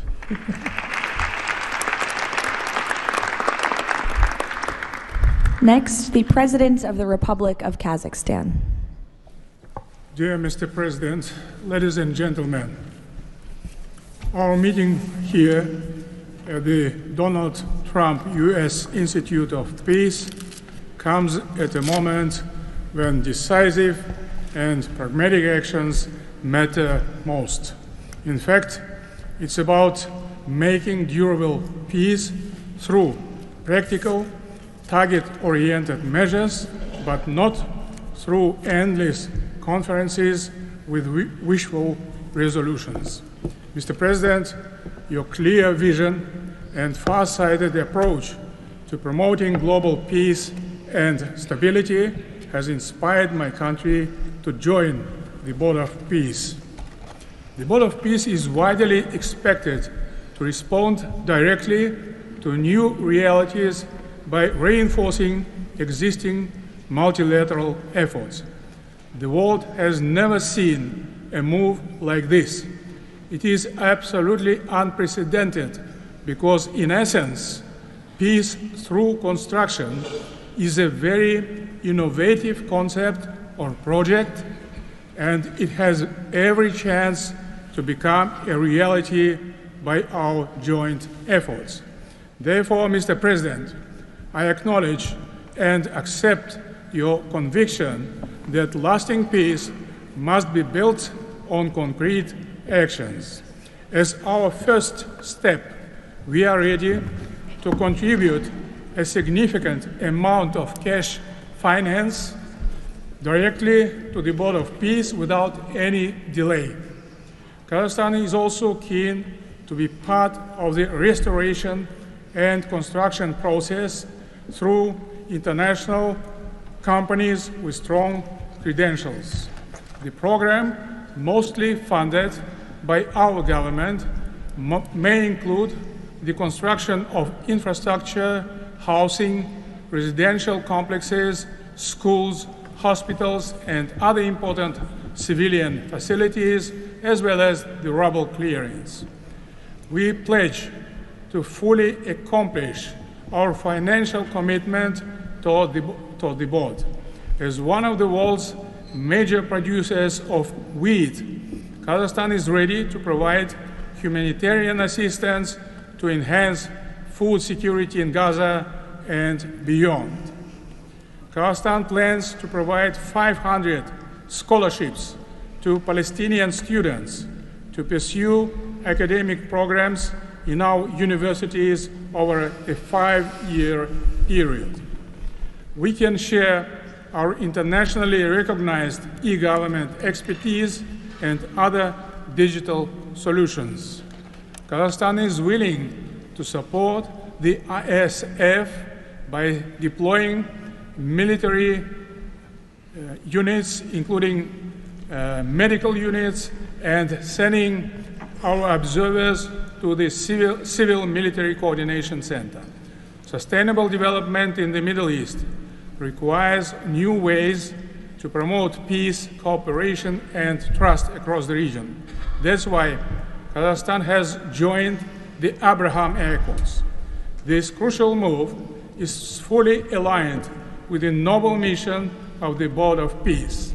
Both of them may constitute a solid basis for joint efforts to promote peace and security in the Middle East and to foster economic, humanitarian cooperation in the region and even beyond. Given the global nature of the board's agenda, Kazakhstan is committed to providing practical support, including through hosting meetings at different levels and scales. I also would like to propose to establish a special President Trump's Award of the Board of Peace to recognize his outstanding peace-building efforts and achievements. I am confident, Mr. President, that under your strong leadership, the Board of Peace will successfully deliver its great noble mission. Thank you. Next, the President of the Republic of Uzbekistan. Уважаемый господин президент Трамп, ваше превосходительство, позвольте выразить искреннюю признательность президенту Соединенных Штатов Америки Дональду Трампу за созыв инаугурационного заседания Совета. Несомненно, сегодняшний саммит – это результат политической воли и прагматизма президента Трампа. Узбекистан поддержал миротворческую инициативу о создании Совета мира и твердо заявил о намерении принять практическое участие в ее успешной реализации. Убежден, что работа Совета позволит сформировать благоприятную обстановку для экономического и социального восстановления сектора Газа. При этом любой механизм внешнего управления должен непременно опираться на внутреннюю поддержку населения сектора. Скоординированные усилия всех сторон позволят обеспечить устойчивость постконфликтного процесса и создание условий для скорейшего восстановления Газы. Подчеркну, что Узбекистан готов внести посильный вклад в возведение жилых домов, детских садов, школ и больниц. Уважаемые друзья, символично, что нынешний саммит проходит в Институте мира имени Дональда Трампа. Наша встреча является ярким проявлением международной солидарности, миротворчества и общего стремления к улучшению ситуации на Ближнем Востоке. Мы должны использовать эту историческую возможность для построения новой Газы с процветающей экономикой и достойным условием жизни для всего населения. Благодарю за внимание.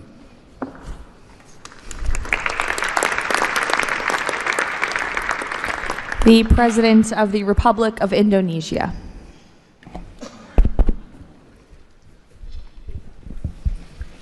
President Trump, distinguished delegates, Indonesia, from the first day that we studied President Trump's 20-point plan, we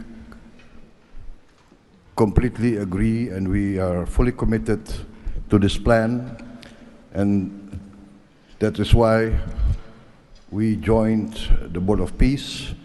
We are committed to its success. We know there will be a lot of obstacles, there will be a lot of difficulties, but we are very optimistic with the leadership of President Trump. This vision of real peace will be achieved. There will be problems, but we will prevail. We will achieve our dream of peace in Palestine, peace, a lasting and peaceful solution for the Palestinian problem and in Gaza. The achievements of the ceasefire is real. We commend this, and therefore we reaffirm our commitment to contribute significant number of troops, up to 8,000 or more if necessary. We are prepared to contribute the troops to take part actively in the international stabilization force to make this peace work. Thank you very much.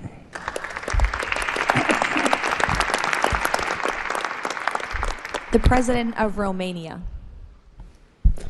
First of all, President Trump, thank you for convening this very important meeting, and thank you for your involvement and leadership for the peace plan in Gaza, a peace plan that has been comprehensive and stable, and also for your efforts and results in other parts of the world. I think everyone desires peace, stability, prosperity in Gaza, but the question is how to act for, and it's why this meeting and this format is important.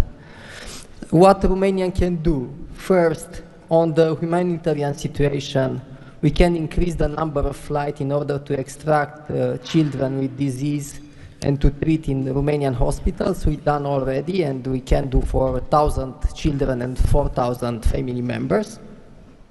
Secondly, we had a good expertise in emergency response system like ambulance, fire systems, and we can help in order to rebuild that system, and we can donate some equipment. Third, we are already offering some scholarships for Palestinian students, and we can extend the program, and we can help also to rebuild, refurbish the schools in Gaza. And fourth, I think the most important, we had also some expertise. We can help to rebuild the institutions, like police, like justice, like public administration. We have done that in other parts of the world, so we have some expertise. We can contribute with experts, with trainers, and also it's important to say that we have traditionally good relation with Jewish people and with the Palestinian people, so it will help. So we can count on us.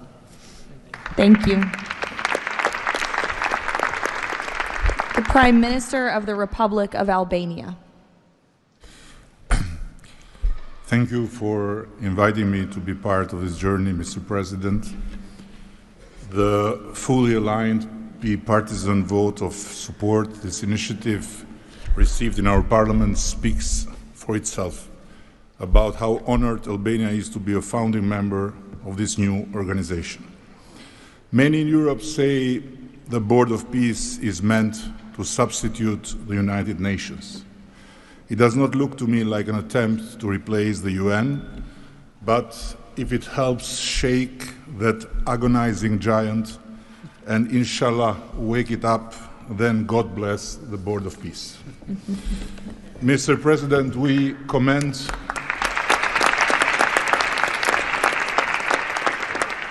commend your decisive role in bringing a halt to the heartbreaking conflict in Gaza, and Albania has confirmed its participation in the stabilization force with our troops. At the same time, I propose that this board invite all countries to contribute directly by building a dedicated public facility for Palestinian children, and in doing so, the world would help the children of Gaza, who are the most innocent hostages of the lunacy of Hamas, to grow within the tangible presence of the largest chain of hands humanity has ever joined together. By not only putting the money, but bringing their own architects in this, so the world will transform an wound of history into an oasis of hope, where compassion takes concrete form and the future is shaped around those who deserve it most, the next generations of Palestinians. Albania would be privileged to stand in that chain.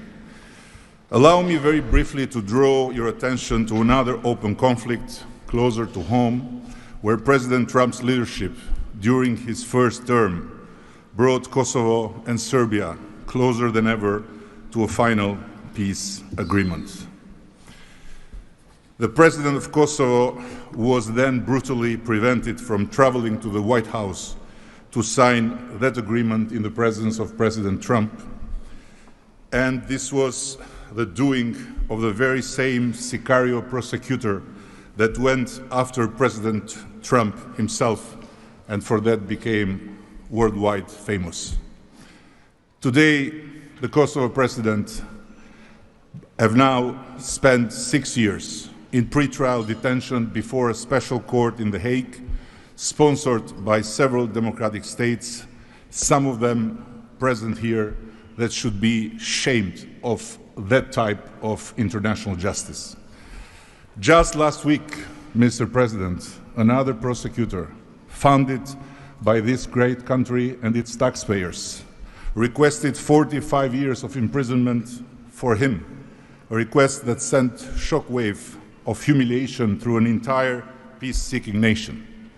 At this moment, only a few months stand between a man who rose from resistance to ethnic cleansing to become a peacemaker and the potentially devastating outcome in a court that has so far failed at every step to uphold the standards of democratic justice. For the sake of God, Mr. President, let's do something before, as you say, very bad things might happen again. And again, thank you so much for including Albania in this noble initiative by bringing close friends of Israel and of the Arab countries. We very much hope to be an added value in your amazing vision.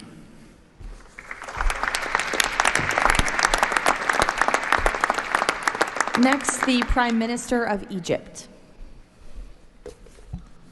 Your Excellency President Donald Trump, distinguished participants, I thank President Trump for convening this meeting. His Excellency's direct involvement and commitment to promoting peace in the region has been instrumental in achieving an end to the conflict in Gaza, which was previously considered untenable. Egypt supports President Trump's vision to usher in a new era of peace and coexistence among the people of the region, in which the Palestinian people enjoy the rights to self-determination and statehood, in accordance to relevant international resolutions. Egypt also appreciates President Trump's firm position on rejecting the annexation of the West Bank. Egypt supports the mandate of the Board of Peace as a principal framework for governing the transitional period in Gaza. It is necessary to fully empower the National Committee for the Administration of Gaza to function effectively from within and throughout the Strip, also preserving the institutional and geographical link between the West Bank and Gaza is vital for the Palestinian Authority to eventually resume its role in Gaza. Within the framework of Egypt's support to President Trump's plan, Egypt will continue its effort to train Palestinian police personnel to maintain security within the Strip. Egypt values President Trump's position rejecting the deportation of the Palestinian people from Gaza as reflected in the 20 points plan, and stresses the importance of initiating early recovery projects in the whole of the Strip in a manner that preserves its geographic unity. Let us consider today's meeting as an initial step in advancing these objectives. Again, thank you, Your Excellency President Trump. Thank you.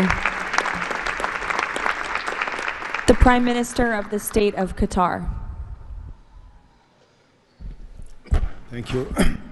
Mr. President, distinguished members of the Board of Peace, thank you for convening this meeting under the banner of peace. Qatar reaffirms its commitment to the Board of Peace as it was committed to the very first day of the mediation efforts. From that day until the end, when we have witnessed in that historical moment in Sharm el-Sheikh the signing of this agreement together with our partners. For decades, this conflict has burdened our region and the world, and our responsibility remains to achieve a just and lasting resolution. The board, under the President Trump leadership, will advance the full implementation of the 20 points plan without delay, ensuring fairness and justice for both Palestinians and Israelis. In this spirit, Qatar pledges $1 billion in support to the board mission aimed at reaching a final resolution that fulfills Palestinian aspiration for the statehood and recognition, and the Israeli aspiration for security and integration. We will also continue our humanitarian coordination together with our UN partners and the Board of Peace. Thank you very much. Thank you. The Deputy Prime Minister and Foreign Minister of the UAE. Mr. President, thank you for gathering us today. I really hope that the beginning of Ramadan will give us all guidance towards peace, coexistence, and living in prosperity with each other. Mr. President, just over 5 years ago, you with your friend, my president, Sheikh Mohammed, and the Prime Minister of Israel launched the Abrahamic Accords.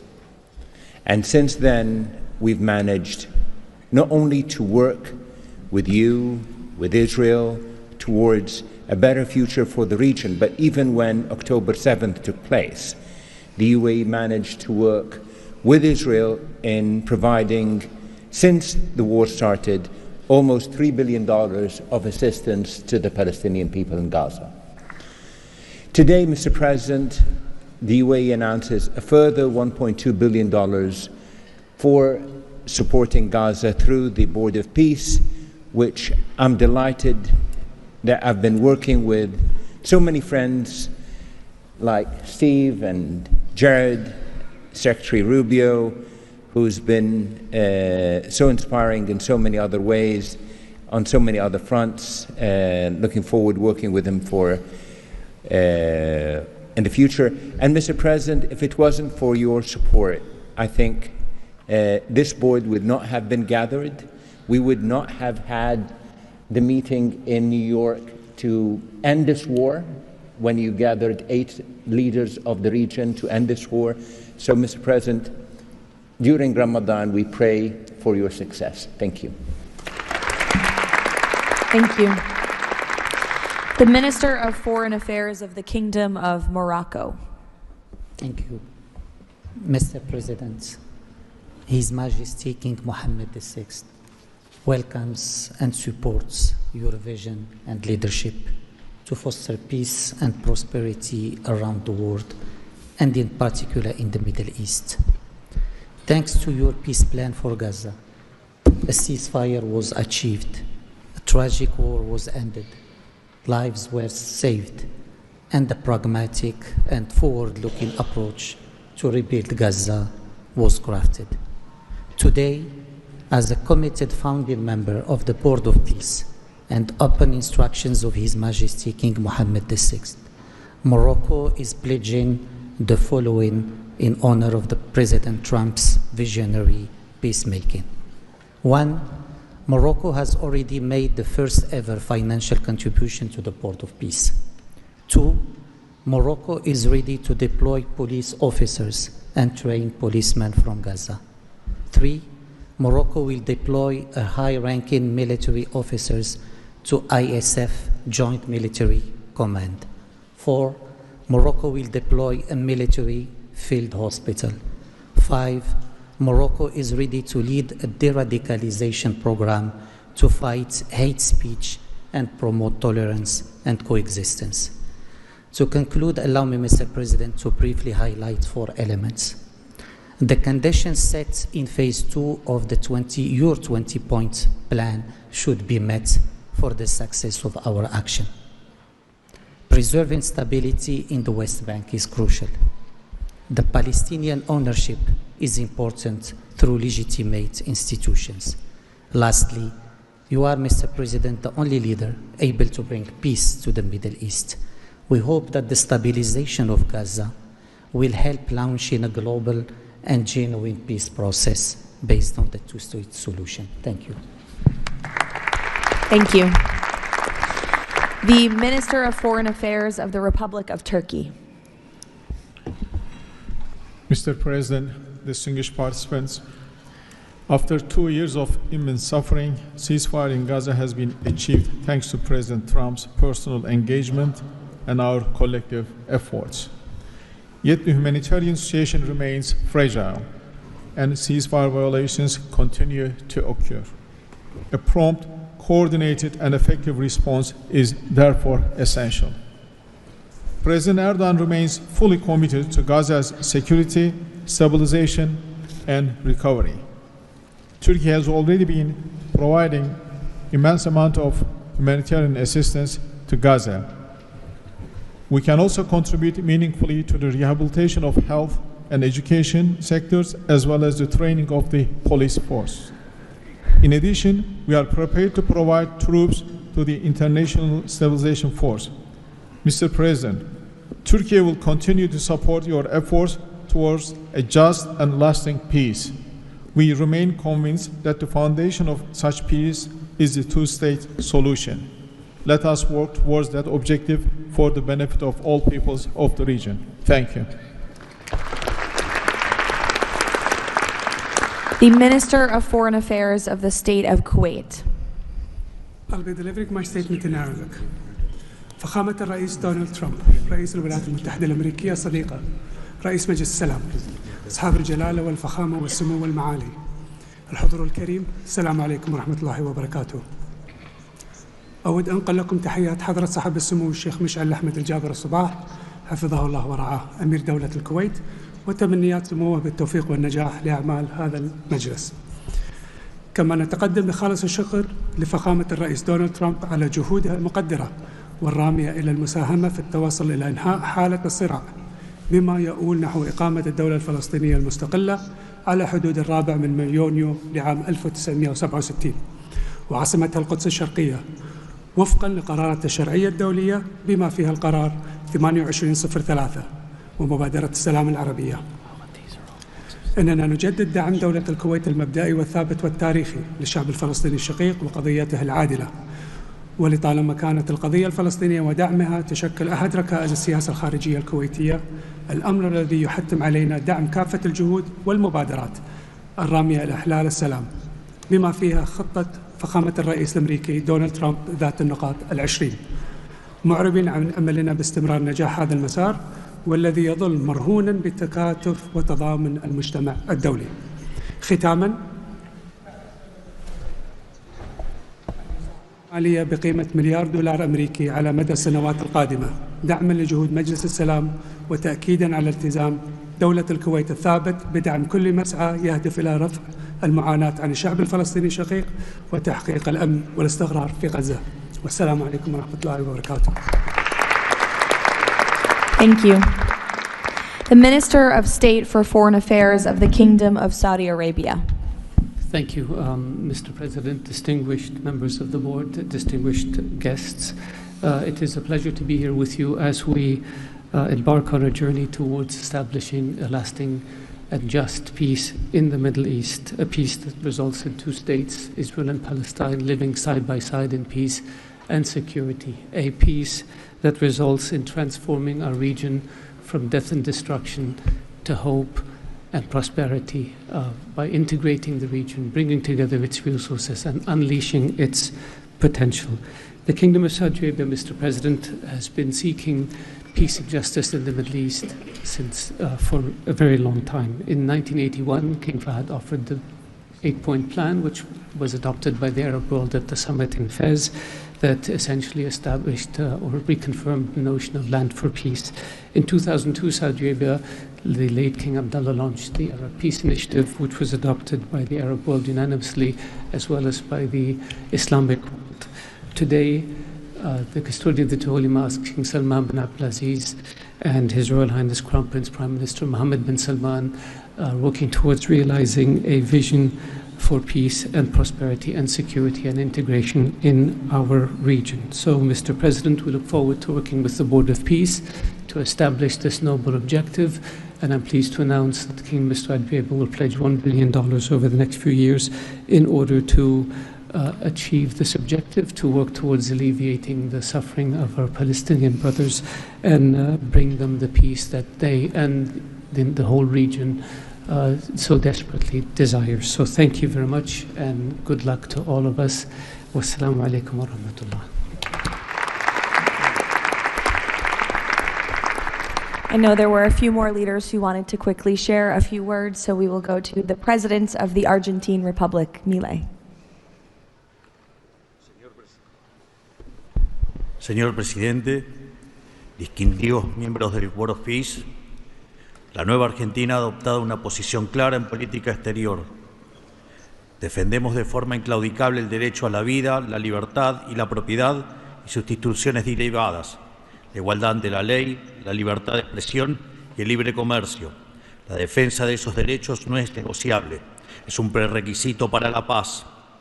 Pero no todos los actores internacionales juegan con las mismas reglas. Hay quienes rechazan esos derechos, los pisotean y se benefician de lo que los demás respeten. Frente a ellos, la buena voluntad no alcanza. Necesitamos instituciones con voluntad y capacidad de hacer valer las reglas. La paz duradera no se construye sobre consensos que ceden en lo fundamental. Se construye sobre la determinación de defenderlo. Si vis pacem, para bellum. La Argentina participa de este Consejo con la convicción de que la paz exige decisión política y una arquitectura institucional capaz de sostener soluciones reales en el tiempo. El presidente Trump ha predicado con el ejemplo, mediando el acuerdo de paz en Gaza, acuerdo que luego ratificó la resolución 2803 del Consejo de Seguridad de las Naciones Unidas. El Consejo de la Paz nace como expresión de ese liderazgo, con el mandato de ejecutar un plan de pacificación y reconstrucción y los mecanismos para hacerlo, entre ellos una fuerza internacional de estabilización. En esta etapa inicial, Argentina está lista para contribuir. Ponemos a disposición la colaboración de nuestros cascos blancos. Nuestra trayectoria en operaciones de paz es un capital probado que ponemos al servicio de la fuerza de estabilización. Creemos en una diplomacia que asume riesgos para alcanzar la paz. Creemos en el liderazgo que enfrenta desafíos complejos con determinación, como el del presidente Trump. Y creemos que la única paz que vale la pena construir es la que descansa sobre los derechos innegociables del hombre. El Consejo de la Paz ofrece un marco para avanzar en esa dirección. La Argentina lo respalda. Muchas gracias. Thank you. The Prime Minister of Hungary, Mr. Orbán. Dear Mr. President, Excellencies, dear colleagues, first of all, let me express the appreciation of the Hungarian people to President Trump for his tireless peace efforts all around the world. Hungary is the only country to be represented here on the highest level among the founding members from the European Union. I represent a country which has been living in the neighborhood of a brutal war for the last 4 years. We all know this war would not have broken out if President Trump had been in office at that time. However, President Trump's return to office offers a great chance to multiply the peace efforts not only in Gaza, but in Ukraine as well. We in Europe understand clearly that the security situation in the Middle East, and especially in Gaza, has a significant impact on the security of Europe. Therefore, our participation in the Board of Peace is not only based on principle, but also on our own security interest. Let me also share with you that there is serious talks going on in Europe about the Board of Peace and its future role. We understand that during the recent decades, international organizations have failed to fulfill their role to preserve peace and stability worldwide. Therefore, new initiatives are needed to bring forward the issue of peace globally. We are sure that President Trump's initiative to establish the Board of Peace is such a step to the right direction. President, we are proud to be among the founding members, and we are happy to be in such a great company. Thank you very much. Thank you. President Peña of Paraguay, who tapped my shoulder, wants to say a few words. Yes, thank you, Caroline. Thank you, President Trump. Thank you for bringing hope again, President Trump. I think that of the many things that you have achieved in the last 12 months as President of the U.S., I think the greatest thing, and I'm probably the youngest head of state here, is hope, President. We have lost hope about solving problems for many, many decades. A system that was broken, a system that was not able to bring solutions.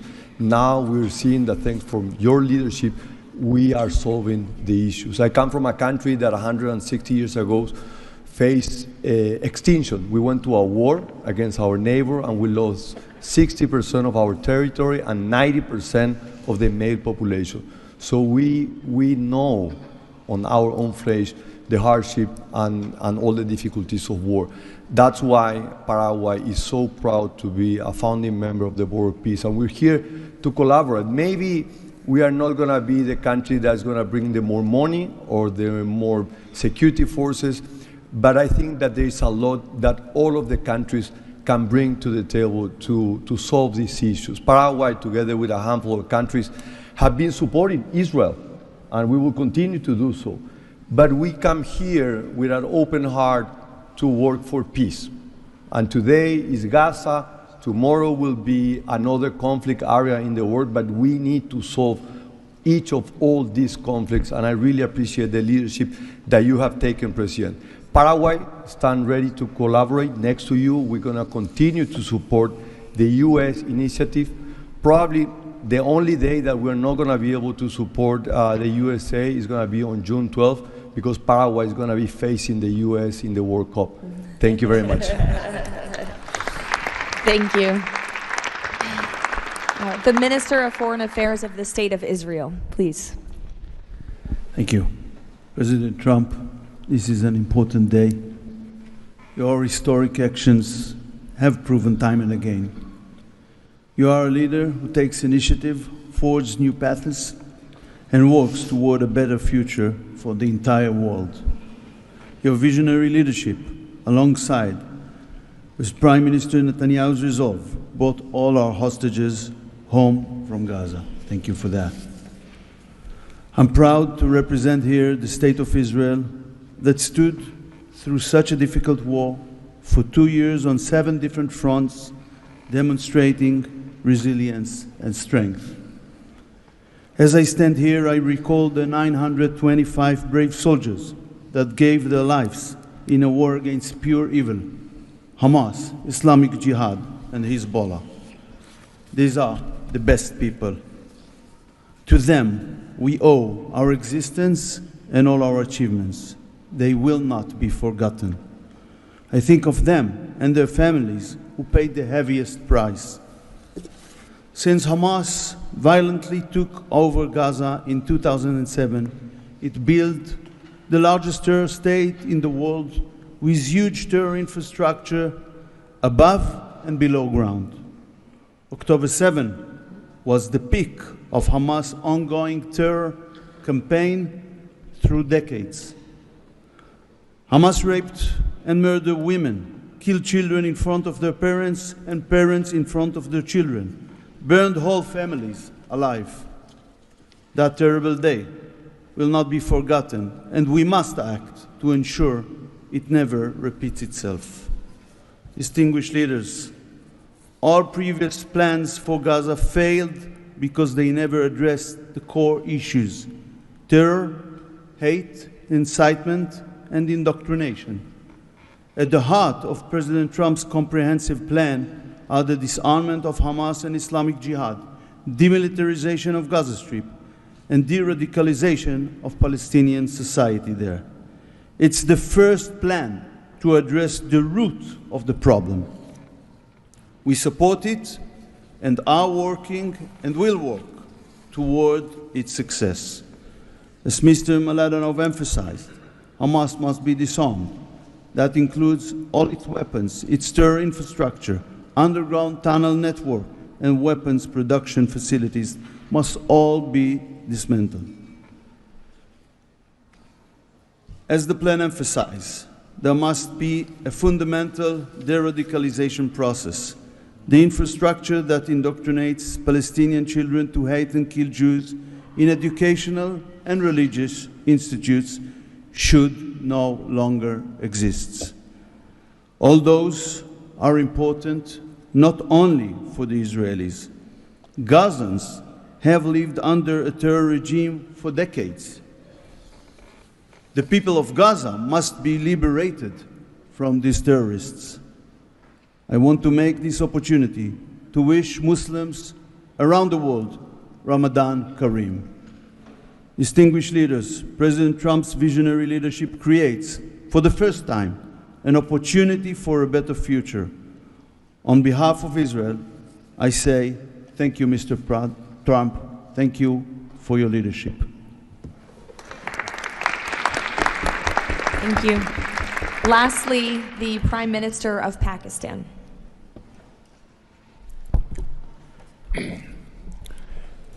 Bismillah ar-Rahman ar-Rahim. Your Excellency, President Donald J. Trump, members of the Board of Peace, distinguished guests, ladies and gentlemen, Assalamu alaikum and a very good morning. It's a great honor, Mr. President, to attend this inaugural Board of Peace meeting in this holy month of Ramadan, and may God reward you and make you successful in your efforts to bring lasting peace in Gaza. Mr. President, we deeply appreciate your unique initiative and your dynamic leadership in advancing peaceful solutions to conflicts across the globe. Your bold diplomacy has surely brought calm to many international serious hotspots. Your timely and very effective intervention to achieve ceasefire between India and Pakistan potentially averted loss of tens of millions of people. You have truly proved to be a man of peace. And let me say, Mr. President, you are truly savior of South Asia. The people of Palestine have long endured illegal occupation and immense suffering. And to achieve long-lasting peace, it is very important that ceasefire violation must end to preserve lives and advance reconstruction efforts. The people of Palestine must exercise full control of their land and their future in line with UN Security Council resolutions.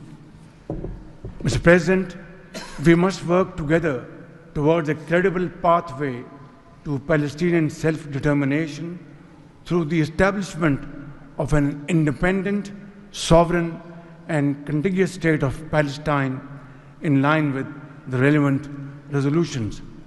Mr. President, we hope that under your visionary and dynamic leadership, we will ensure a just and lasting resolution to the issue of Palestine.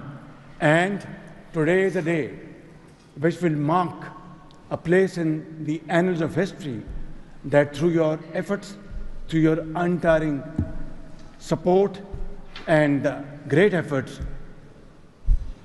long-lasting peace in Gaza will be achieved, will be your legacy for all time to come. Thank you.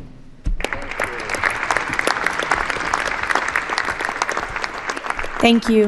We will now hear from the president of FIFA, Giovanni, to share more about FIFA's new partnership with the Board of Peace. Thank you. Thank you, Caroline. Dear President, distinguished leaders, dear friends, I just have 3 quick points I want to mention now. Football, that's the first point, football, or soccer as it is called, here is the world's universal language. It is spoken by 6 billion people, 6 billion fans who have the same feelings. It's about hope, it's about joy, it's about happiness, it's about coming together, and it's about uniting the world. Mr. President, we will unite the world here this summer during the World Cup, but if we truly want to unite the world, we need peace, of course. And this brings me to the second point, because today we announce a true partnership between the Board of Peace and FIFA, and I'm very proud and very happy to announce this. After having heard your presentations in Davos, I was feeling that we need to help, we need to do something. Everyone has to support peace. Everyone in this room, Mr. President, everyone outside of this room who would like to be in this room has to support peace as well. We all have to contribute for this, and that's why FIFA wants to contribute, because we don't have to just rebuild houses or schools or hospital or roads. We also have to rebuild and build people, emotion, hope and trust. And this is what football, my sport, is about. And the third point is that, of course, as you all know, images speak louder and better than words. So we prepared a short video, and you can watch this video. I invite you to look at it carefully. Thank you very much. God bless peace, and God bless the Board of Peace. Ramadan Kareem. Thank you.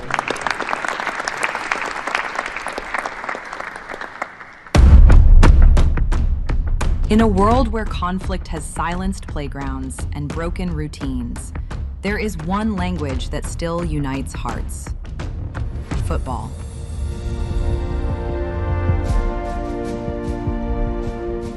A simple ball, a shared field, a reason to believe again. Today, FIFA and the Board of Peace come together to turn football into a bridge toward peace, dignity, and hope. Through this partnership, a complete football ecosystem will be created. FIFA and the Board of Peace will build football pitches, FIFA arenas, academies, and stadiums. This initiative will support the creation of leagues at youth, amateur, and regional level, strengthening community engagement both on and off the pitch. It will also generate diverse professional opportunities, supporting the development of local talent not only on the field, but across all areas that bring football to life. Football does more than create players and coaches. It rebuilds confidence, restores routine, reopens doors to education, teamwork, and belonging. Local communities take the lead.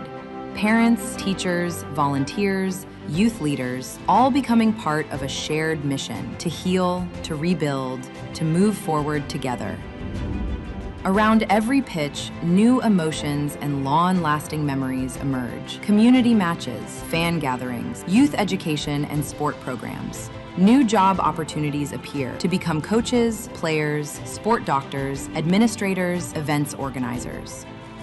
We will create football ecosystem with thousands of people to be involved and engaged constantly. Together, FIFA and the Board of Peace will build, in Gaza, 50 FIFA arena mini pitches, with a cost of around $50,000 per unit. This represents a $2.5 million investment. 5 full-size pitches in 5 different districts, at around $1 million per pitch. A FIFA academy with an estimated investment of $15 million. And a national stadium for 20,000 to 25,000 spectators, valued at around $50 million. These investments will create a complete football ecosystem designed to support communities and future generations. FIFA and the Board of Peace, united for football, committed to peace.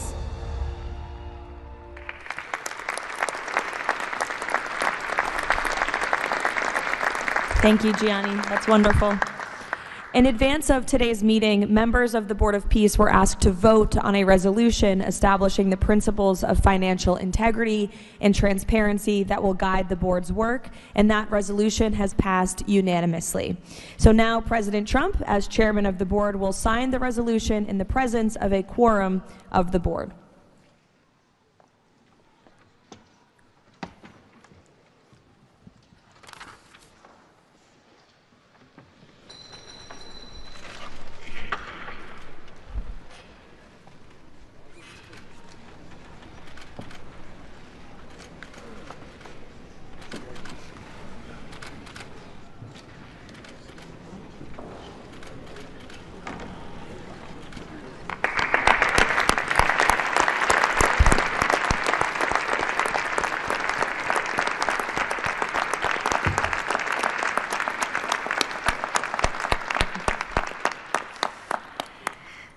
Now, while this is not a fundraiser, the Board of Peace has already inspired remarkable support from so many on this stage.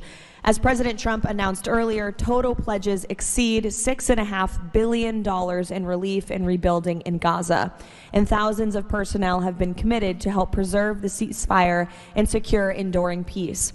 I would like to ask the heads of the following delegations to join President Trump on stage as he signs the fundraising pledges: Albania, Azerbaijan, Bahrain, Egypt, Indonesia, Jordan, Kazakhstan, Kosovo, Kuwait, Morocco, Qatar, Saudi Arabia, the UAE, and Uzbekistan. Please join the President as he signs the fundraising pledges.